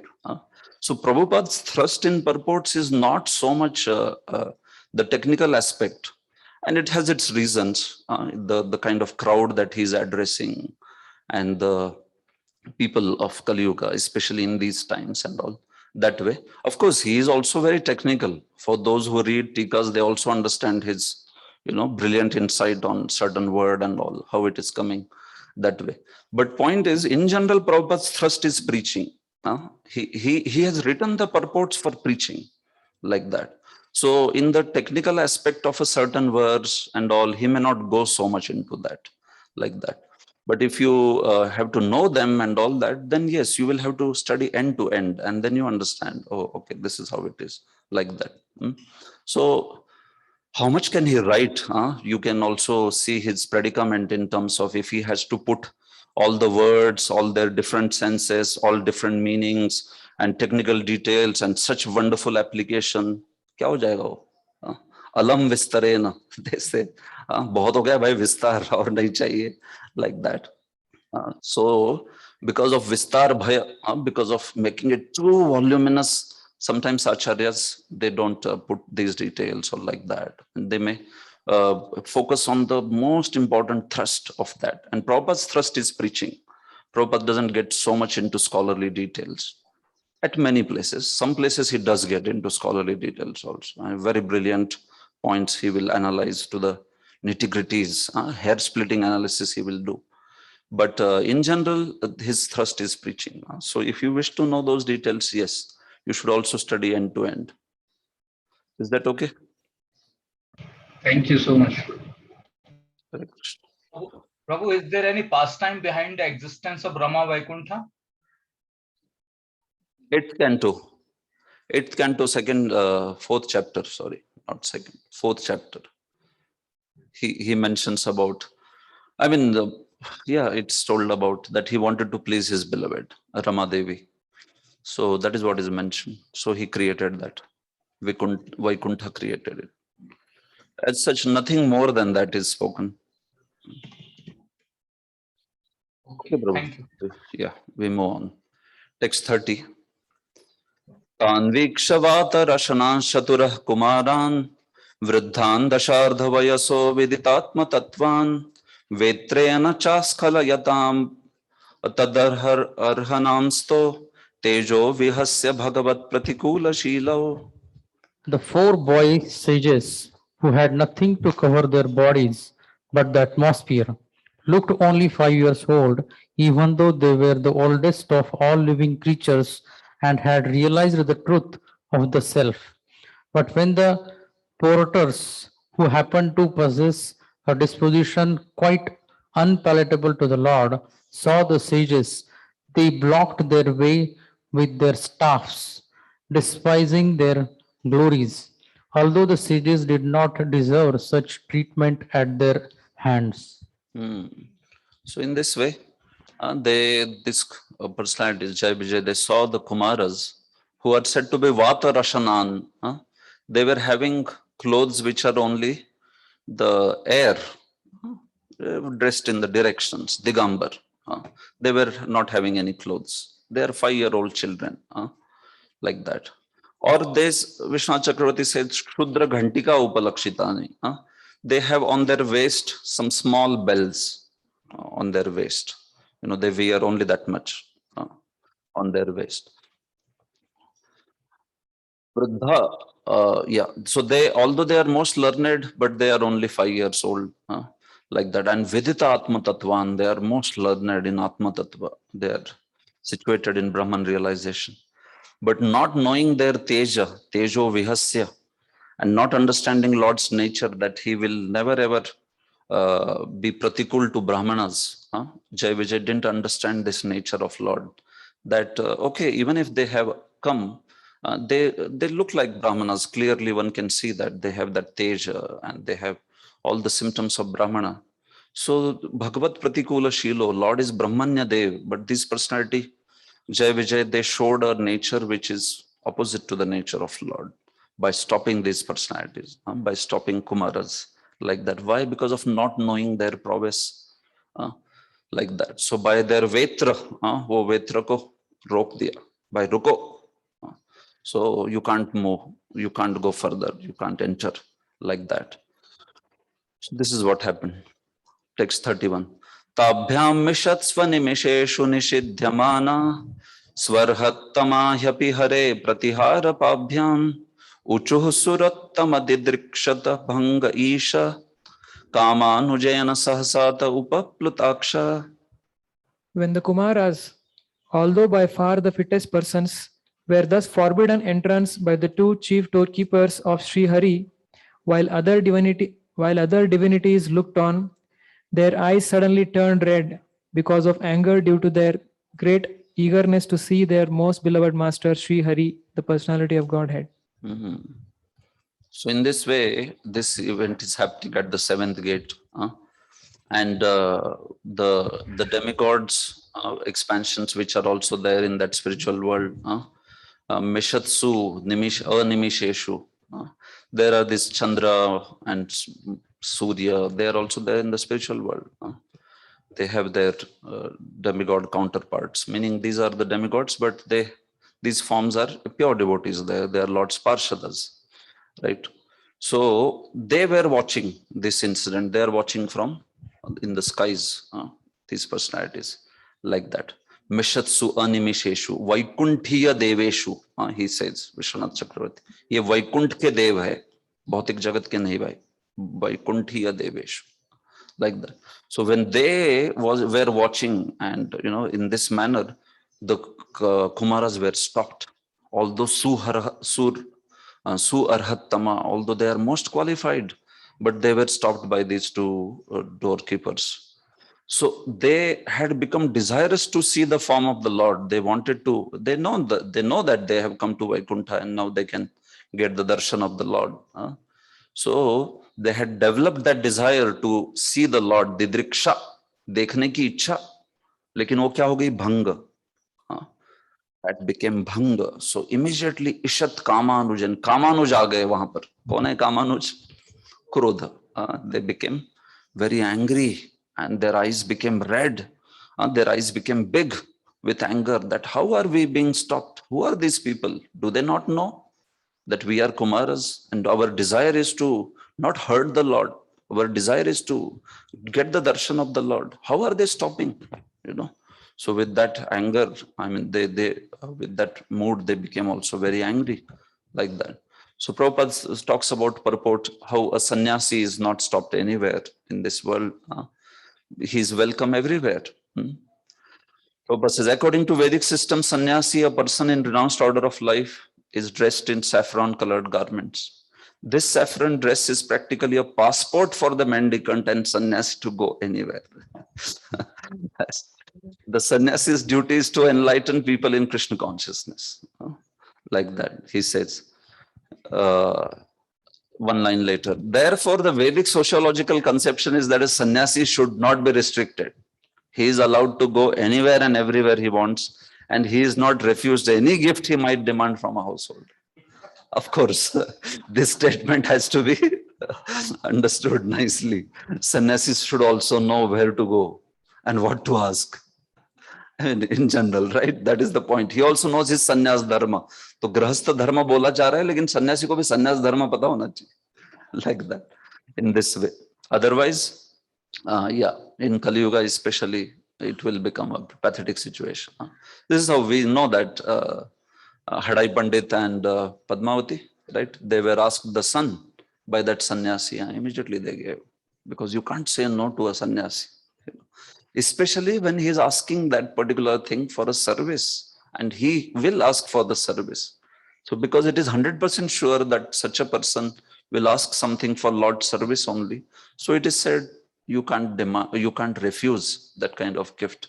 Whatever he wishes to ask, that should be provided to him, like that. So that is how they are respected so much. That is their. One is convinced that actually the only purpose for which he lives is the service of the Lord and nothing else, like that. So this is how the Kumaras were there. They are Paramhamsa's highest level of sannyasis, like that. And these people here in this way, they were stopped, like that. So the Prabhupada says, last line in first para, doorkeeper should have known that 4 sages had no other business. And therefore, to restrict them from entering the palace was not apt. Like that. Then Prabhupada says that how younger brother of desire, that is Kama Anuja, anger follows, like that. This is second para, second line. Here we can mark that even great saintly persons like Kumaras were also angry, but they were not angry for their personal interests. They were angry because they were forbidden to enter the palace to see the personality of Godhead. Therefore, the theory that in perfectional stage one should not have anger is not supported in this verse. Prabhupada, transcendental anger is supporting that. See, Kumaras also became angry. They are known never to become angry, never to become lusty, never to become greedy. Nowhere. Those bhavas don't arise only in them. Same with Shukdev. Those bhavas, these emotions don't come only in his heart. Never ever they come, like that. So in this particular case, because of this whole arrangement of the Lord, it so happened that these personalities also became angry. But point is, yes, a pure devotee also may have that transcendental anger, but his only reason to become angry is that he wants to benefit a jiva, benefit a soul, and wants to engage him in service. So transcendental anger is justified, like that, finally.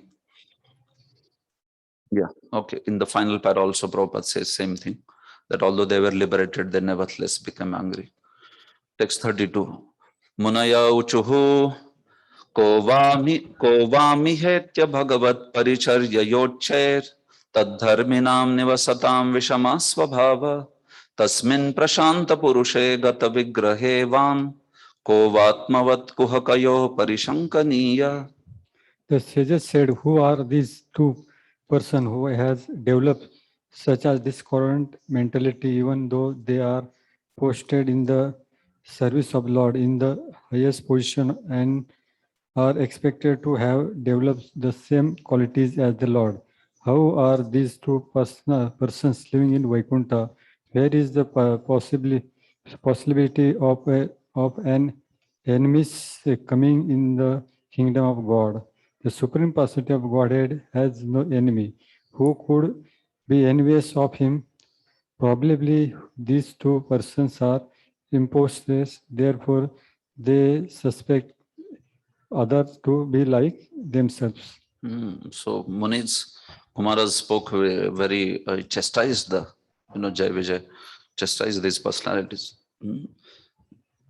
How is that you have got this Vishama Swabhava? This disparity has come in your Swabhav. Somebody is welcome, somebody is not welcome. What do you think? In Vaikuntha, somebody who is Lord's enemy will enter? Will he be allowed to enter in Vaikuntha? So how are you stopping? Actually, in Vaikuntha, who will be allowed to enter? Only those who have, who want to see Lord, who want to serve Lord. No? Why others will be allowed? So how is that? And do you know who can hurt the Lord? If you are feeling like, oh, they will hurt the Lord or something, who can hurt the Lord? Who else but a devotee would like to enter into Vaikuntha? So they're asking these questions to them like that. So where from this Visham Swabhav has come to you? Although you are staying in Lord's Vaikuntha, tad dharminam nivasatam, sare bhakton ke sath aap reh rahe ho, and this Vaikuntha is achieved by Bhagavat Paricharya, by great fortune, by great service that you must have rendered. That's how you have got to stay in the spiritual world as and also doing this service. So where from this Visham Swabhav has come in you? Tasmin Prashant Purushe Gata Vigrahe Vam. Lord is Prashant Purush. Bhagwan to bahut Prashant hai. Gata Vigraha. He doesn't quarrel with anybody. He doesn't have issue with anybody. But then in two of you, where from this nature has come? Vishama Swabhav. Meaning, actually, your master is not like that. How have you become like that? It's like, it's a very retort. It's stinging retort that how is that? Lord is not like this, and you people are showing such a nature. Kahan se aaya tum mein ye gun? Like that. So it looks like you are only duplicitous. That's how you are seeing everybody else. These are also enemies. So I say that you are standing here and you are only unfavorable to the Lord. That's how you are seeing everybody else and doubting them. Atmavat kuhakayo, like that. Atmavat manyate jagat, like that. So they're saying this is not your Lord's nature, but you are showing a nature which is very different from Lord Bhagavat Pratikula in this way. Vishwanath Chakravarti gives the internal dialogue between them. If they were to say, oh, what you are saying, even enemies of Lord can come, no, in Vaikuntha, like that. They can cheat and come. So we have to stop and check whether who are you, why you want to go, like that. No, he says, he says that Kumaras are saying, actually, how do you think that some enemy of the Lord will be allowed to enter into Vaikuntha? He will not be even able to enter like that. So forget about somebody else being enemy. I feel you are only enemies of Lord because you are not showing the nature of Brahmanya Dev. You are not showing the nature of being respectful to the Brahmanas. Your master is so much respectful to the Brahmanas, loves Brahmanas, Brahmanya Deva. And he is Prashanta, he is Gata Vigraha, he doesn't have any of these qualities. But you are showing such a nature. So this is not acceptable, like that. Prabhupada says in the purport, third line, in the Vaikuntha world, there is no question of enmity between the Lord and residents. Here in this material world, the citizens may be inimical to the chief executives or heads of state. But in Vaikuntha, there is no such mentality. One is not allowed to enter Vaikuntha unless he has completely developed the good qualities. The basic principle of goodness is to accept subordination to the Supreme Personality of Godhead. The sages, therefore, were surprised to see that the two doormen who checked them from entering the palace were not exactly like residents of Vaikuntha Loka. It may be said that a doorman's duty is to determine who should be allowed to enter the palace and who should not. But that is not relevant in this matter. Because no one is allowed to enter the Vaikuntha planets unless he has developed 100% his mentality of devotional service to the Supreme Lord. No enemy of the Lord can enter Vaikuntha Loka. This is the point. Anybody who is able to enter Vaikuntha Loka, he is doing by Lord's desire. So what is our job then, standing there at Jai Vijay, right? Actually, their job is only to act as a servant of Supreme Lord, that here is our great master and we are humble servants of that. Their job is not to stop anyone. They stand there only as servants of Supreme Lord. Like a king has a great entourage, right? So here is our master and we stand here as humble servants of him. But who can enter in the spiritual world? Only whom Lord allows, he can enter.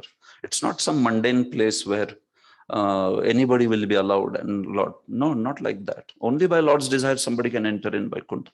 Otherwise, he won't be able to. So that is the point. Either he is a pure devotee, I mean, he's developed all that qualities as Prabhupada says, or by Lord's Leela Shakti, such a person is being allowed, like that way. So that is why you are stopping. This is not a behavior which is suiting to you, like that. 33. Nahyantaram bhagavati ha samasta kuksha vatmanamatmani nabho nabasiva dhira Pashyanti yatra yuvayo suralingino kim vyutpaditam hyudarabhedi bhayam yatosya. In the Vaikuntha world, there is complete harmony between the residents and the Supreme Personality of Godhead. Just as there is complete harmony within the space between the big and the small skies. Why then is there a seed of fear in this field of harmony? These two persons are dressed like inhabitants of Vaikuntha, but wherefrom can their disharmony come into existence? So this is how Lord doesn't see this antaram. Lord doesn't see this difference. Those who are great souls know, धीरा धीर लोग ये अंतर नहीं देखते हैं किसमें, भगवान में और जीवों में. भगवती आत्मनि, आत्मानम Bhagwati, meaning the great souls don't see a difference between Lord and the living entities who are, they see them at the equal level. So this is like typically little jnana example.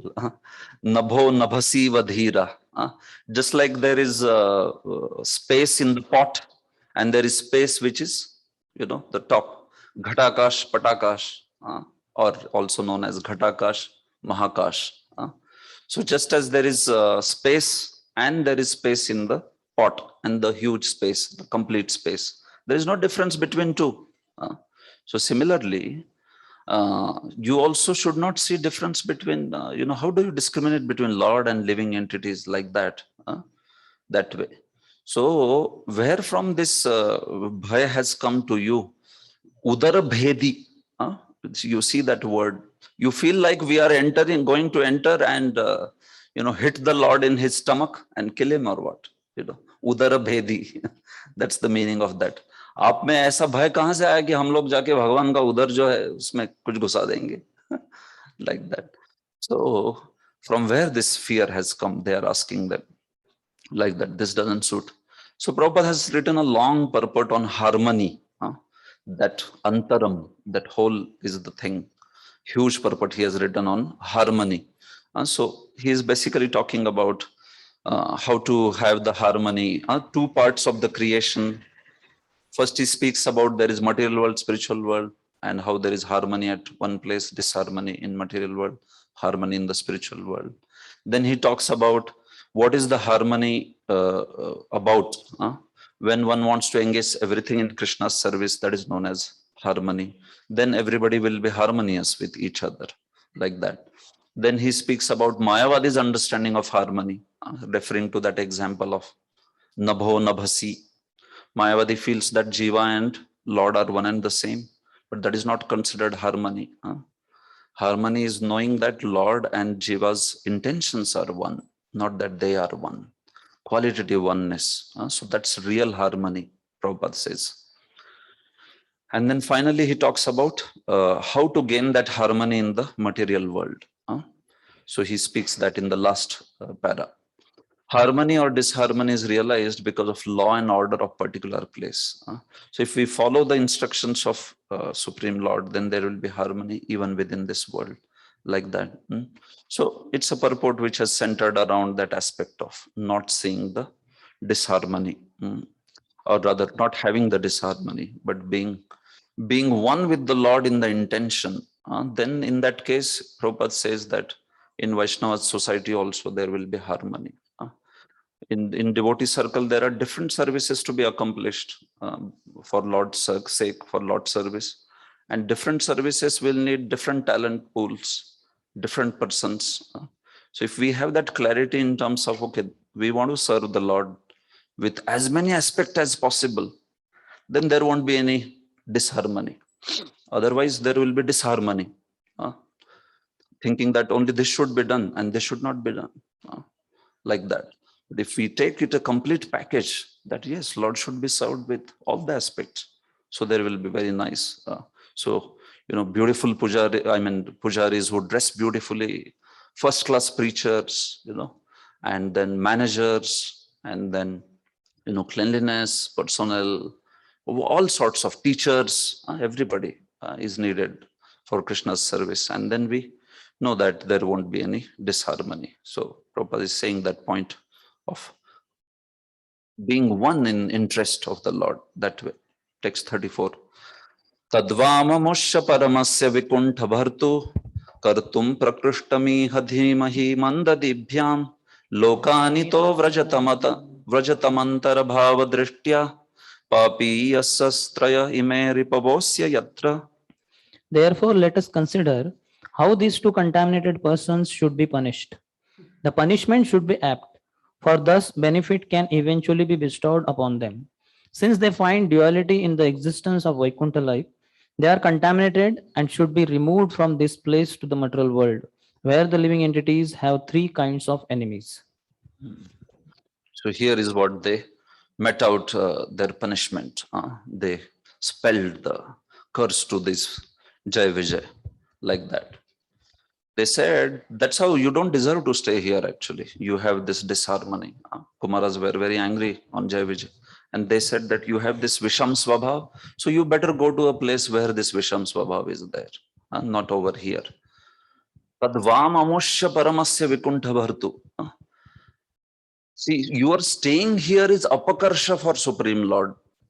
It's unglory for Supreme Lord. You are staying here. So what we will do? Kartum prakrishtamiha. भगवान का प्रकर्ष करने के लिए हम लोग आपको यहां से निकाल देंगे. नहीं तो यहाँ पे आप हो तो अपकर्ष है वो. Speaking strong words. Kartum prakrishtamiha. To do a well-being for Lord, you should be not here. Like that they are saying. So I am thinking how to do that well-being of Lord. They're saying we are thinking how to do well-being of that Lord. Dhimahi, हम लोग meditate कर रहे हैं कि how to do that prakarsha of Lord. Yeah. And then they thought for a moment and they said, Lokanita vrajatam. इस जगह से चले जाओ भौतिक जगत में. इतः यहाँ से लोकान व्रजतम. आप यहाँ से लोक में चले जाओ मतलब भौतिक जगत में चले जाओ. जहां पे ये सब अंतर्भाव दृष्टि is there you have this consciousness of duality. ये अपना है, ये पराया है, ये मेरा है, ये उसका है, like that. अयम निज परो वेत्ति गणनाम लघु चेतसाम उदार चरितानां तु वसुधैव कुटुंबकम. उपनिषद says like that. ऐसे नहीं अयम निज ये मेरा है, परो वेत्ति ये दूसरे का है, गणनाम लघु चेतसाम ये लघु चेतसा लोगों की गणना होती है ऐसी, like that. But vasudhaiva kutumbakam, those who are great, udar charit people. So you go to the material world where there are these three enemies, kam, krodh, lobha, papi, asah, traya, hime. These three enemies reside there. Meaning kam, krodh, lobha, this is not a place, the spiritual world is not a place for such thing. So that's why you should not stay here. So you should leave from here. Like that they are saying. So Vishwanath Chakravarti Thakur gives interesting comment. He says that here ime has been used. Ime papi yasa. तो ime मतलब कोई चीज नजदीक होती है तो ime बोलते हैं. Like that. तो वो ऐसे बोल रहे हैं कि जैसे ये काम क्रोध लोभ जो है ना, ये काम क्रोध लोभ ये भौतिक जगत में होना चाहिए. ये काम क्रोध लोभ मतलब कौन दिखा रहा है क्रोध? कुमार दिखा रहे हैं स्वयं. जो हम में दिखाई पड़ रहा है वो इमे रिपवह, जो हम में काम क्रोध लोभ जो दिखाई पड़ रहा है यहाँ पे, स्पेशली क्रोध, like that. That belongs to that world, spiritual, not the spiritual world, but material world. He says that, like that. And in fact, this whole next chapter is very interesting.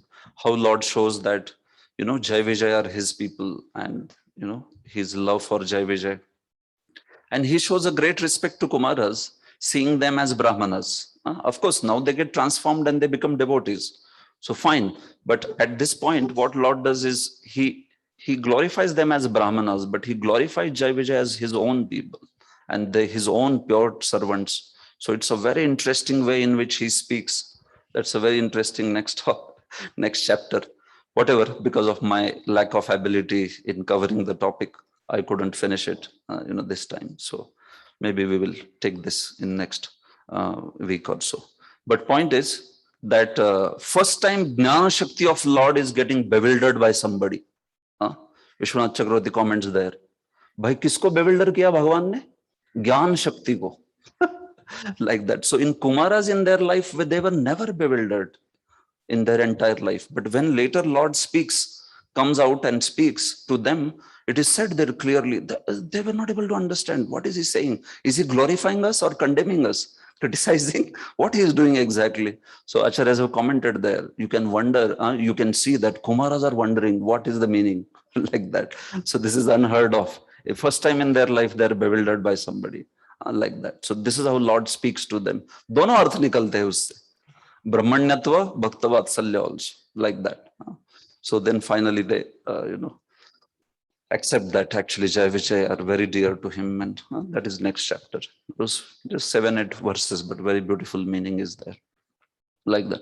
So in this way they curse him, curse this Jai Vijay to go to the material world in this way. So Prabhupada in purport also highlighted these ideas that the disharmony is only there in the material world, not in the spiritual world, in this way, So that's why they were asked to leave the spiritual world and go there to the material world. Text 35. Teshamiti ritamubhavavadharya ghoram tam brahmadandama nivaranam pugai sadyo harer nuchara guru bibhyatastat padagrahava katarena. When the doormen of Vaikuntha Loka, who were certainly devotees of the Lord, found that they were going to be cursed by the Brahmanas, they at once became very much afraid and fell down at the feet of the Brahmanas in great anxiety. For a Brahmana's curse cannot be counteracted by any kind of weapon. So when Jai Vijay heard that curse, Itaha Lokan, Rajatam, Chao yahan se.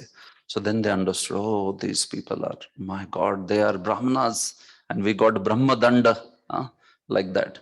Tesham itiritam ubhav avadharya. वो दोनों ने समझ लिया क्या है, कौन है ये? Oh, these are the great personalities. And we have got Brahma Danda, we have got Brahma Shap. Anivaranam astra pugai. And you can't counteract it by any weapon, any kind of weaponry. So they understood that these are the Brahmanas and we have got the Brahma Shap. Sadhya harer anucharo urubibhyata. Greatly fearful, these two, Jai Vijay, these two associates of the Lord, they fell at the feet of Kumaras. Padagraho apatatam atikatarena. Became very, very distressed, anxious, and fell at the feet of Kumaras. Like that, with a great fear. Vishwanath Chakravarti Thakur says, what Jiva Goswami says, what was their fear? Their fear was, my God, now Lord will come to know that we offended Brahmanas. How much he will be displeased. Because of that, they became greatly fearful. They didn't become fearful that they have to go to the material world. That they very much, desire that this is how they should be punished. But they became fearful. How will Lord feel now? Our Lord, who so much respects Brahmanas and loves Vaishnavas, now when he will come to know that we disrespected, and he is already coming to know. So they felt that, oh, he will be so saddened. So there was this fear of displeasing the Supreme Lord, and because of which they became extremely fearful. Uru bibhyatah, it is said like that. So Jiva Goswami says that Here we see that at this particular point, Kumaras understood that, oh, these are Jai Vijay understood that these are Kumaras. By Leela Shakti of the Lord, at this point they understood, oh, these are Kumaras. Oh, we didn't understand. We stopped them like that. So anyhow, this was for pastime sake. And we see that that is how the whole thing was arranged. He puts, Jiva Goswami puts he's analyzed this pastime in Bhagavad Sandarbha, very detailed, classic commentary has written in Bhagavad Sandarbha. And there he's mentioning this point.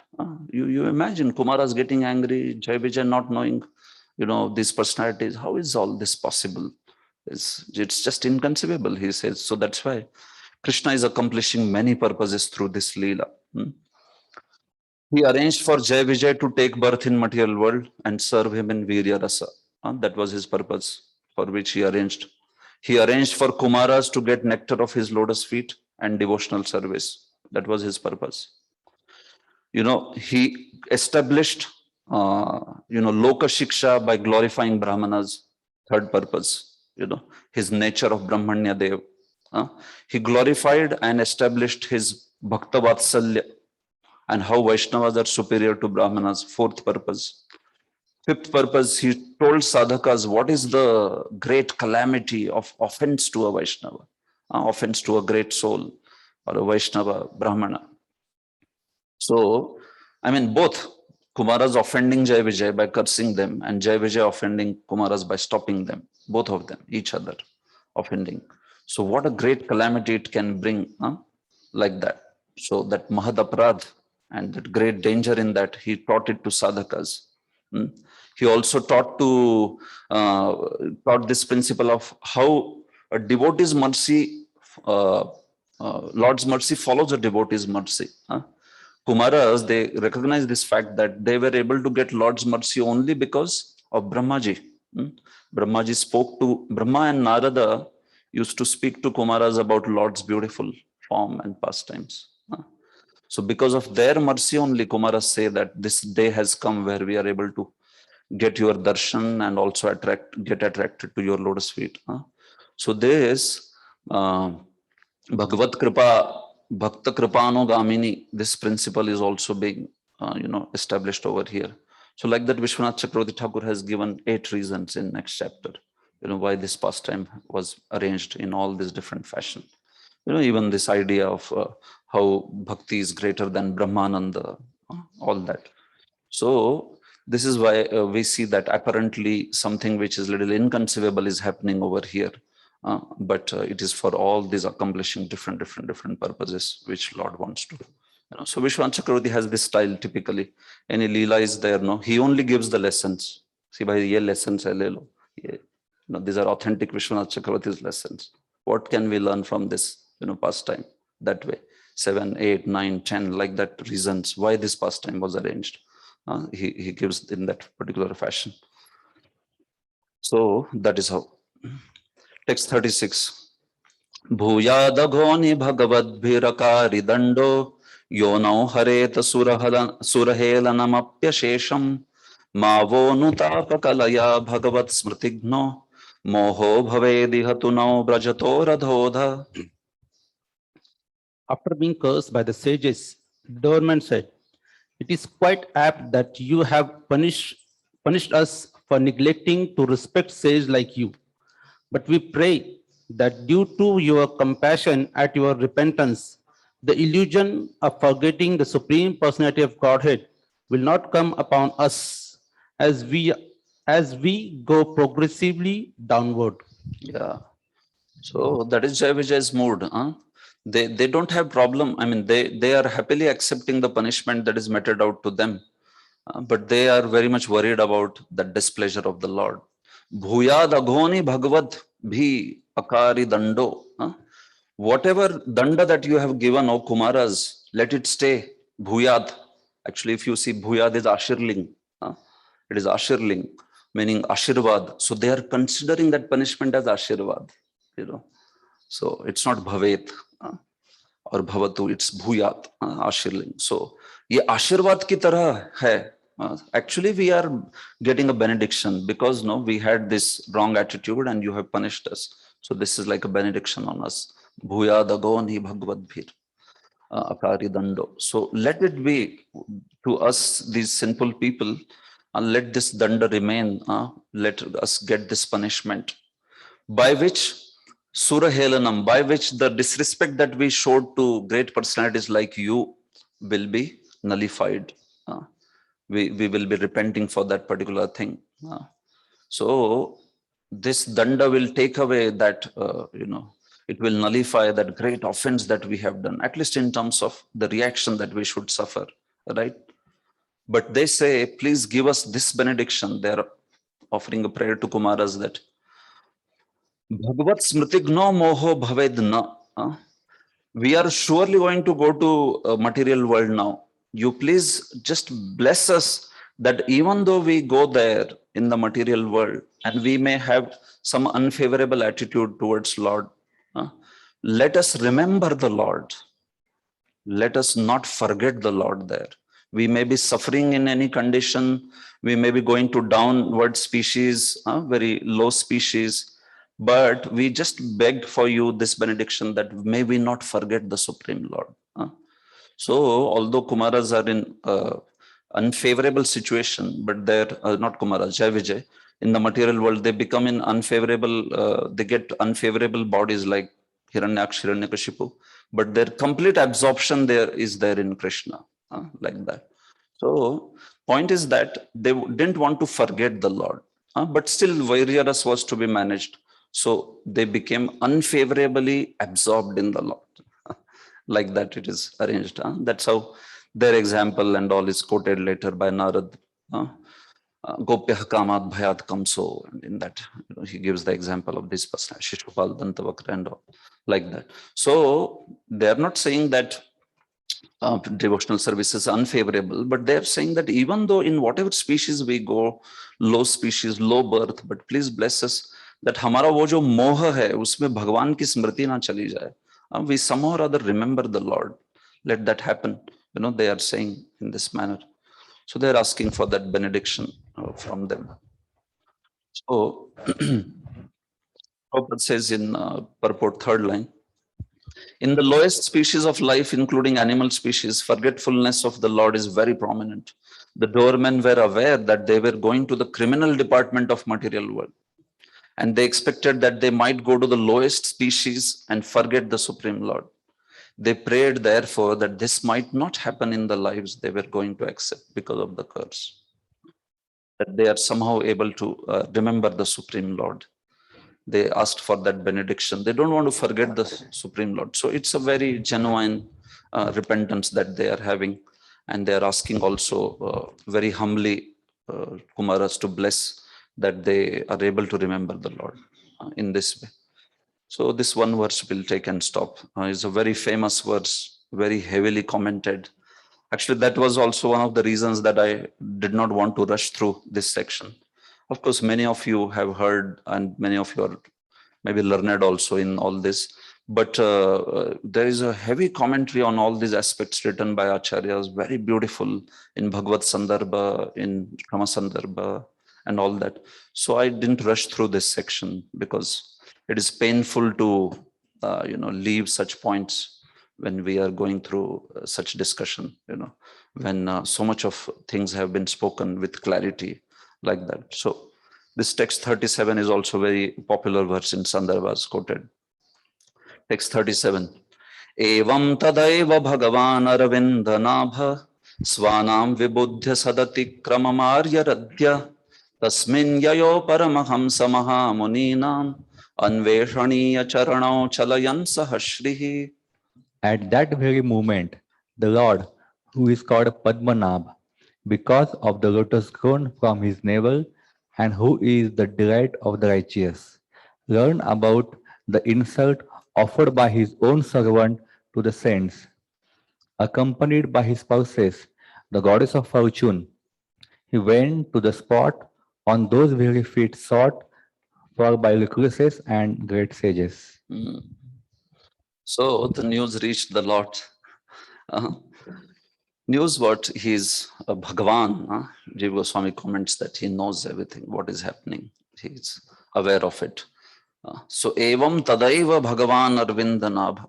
At that moment, at that point itself, Bhagavan Arvindanabha, the Supreme Lord Vishnu, Vaikuntha, he understood that there what has happened sadatikramam, atikram ho gaya hai santon ke upar.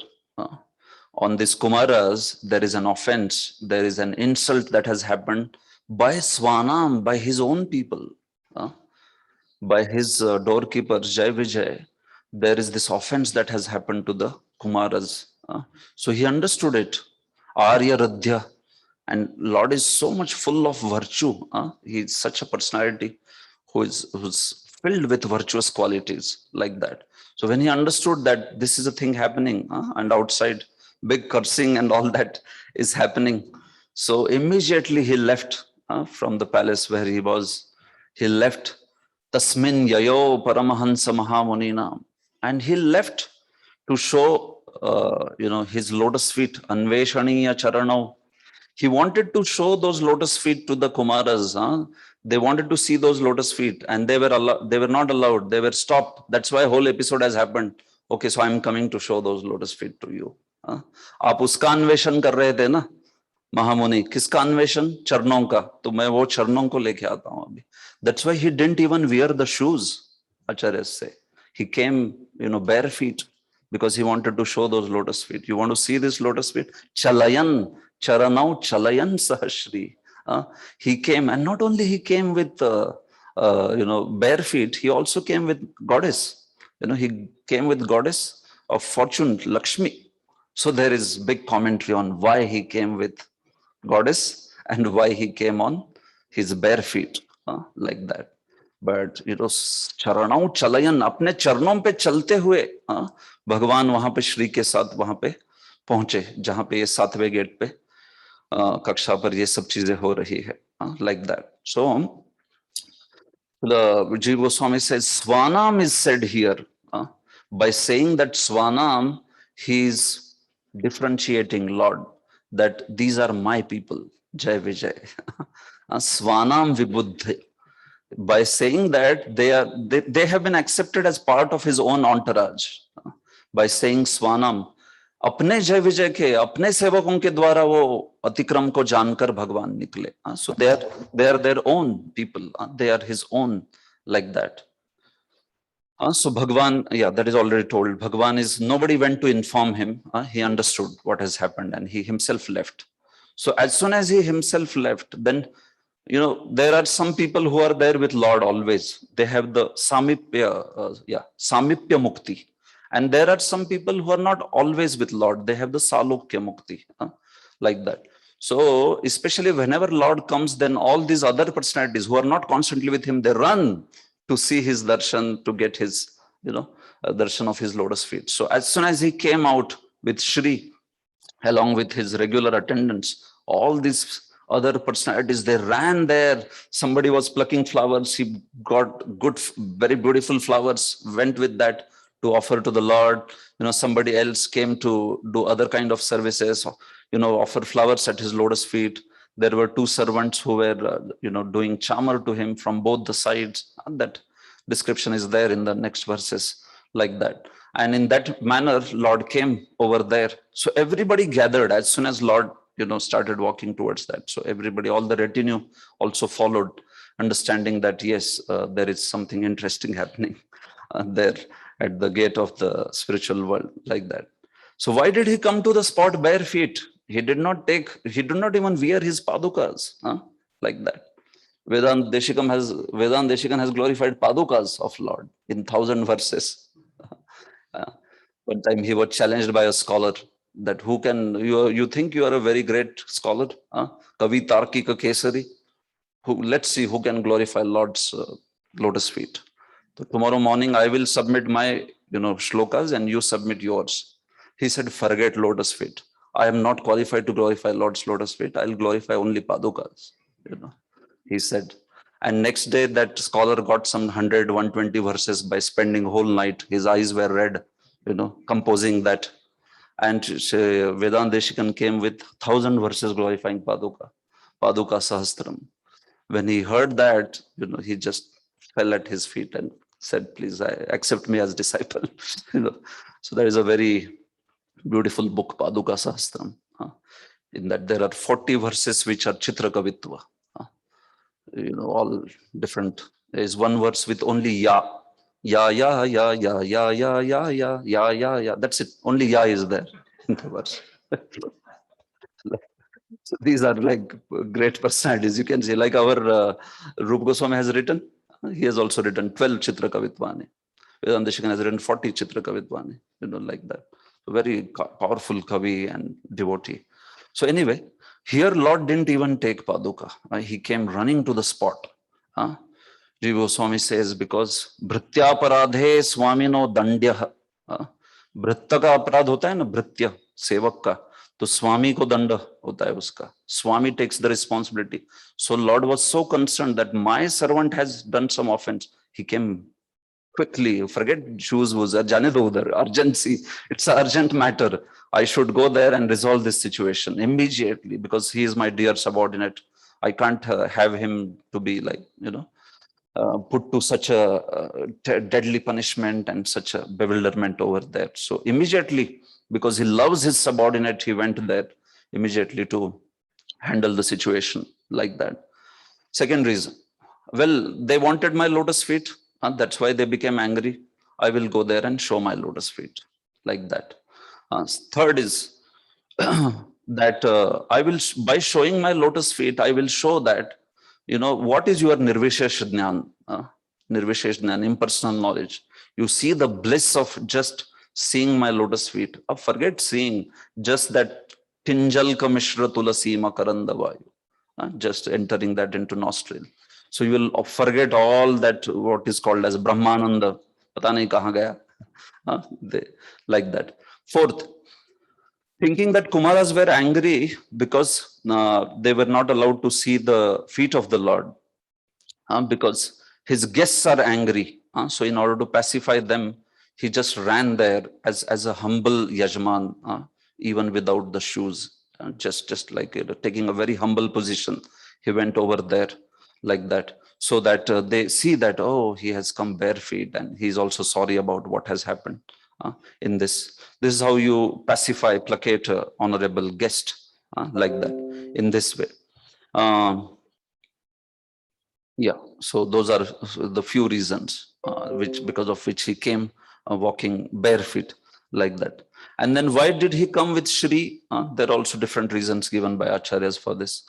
Because first thing was, Lord took his wife Shri also to show that actually the offense was not only Jai Vijay, but offense was of his entire family. That offense was not some particular individuals, but he took it that his entire retinue, entire entourage was implicated by that. And that's how he took his family, and that we all beg forgiveness from you in this manner, like that. Till that point, Kumaras had only seen in terms of Brahmananda, they had only seen the aspect of Jnana, material aspect of Jnana, in the sense of Jnana of Brahmananda. Now Lord wanted to give them the Anand of Swarupa Shakti.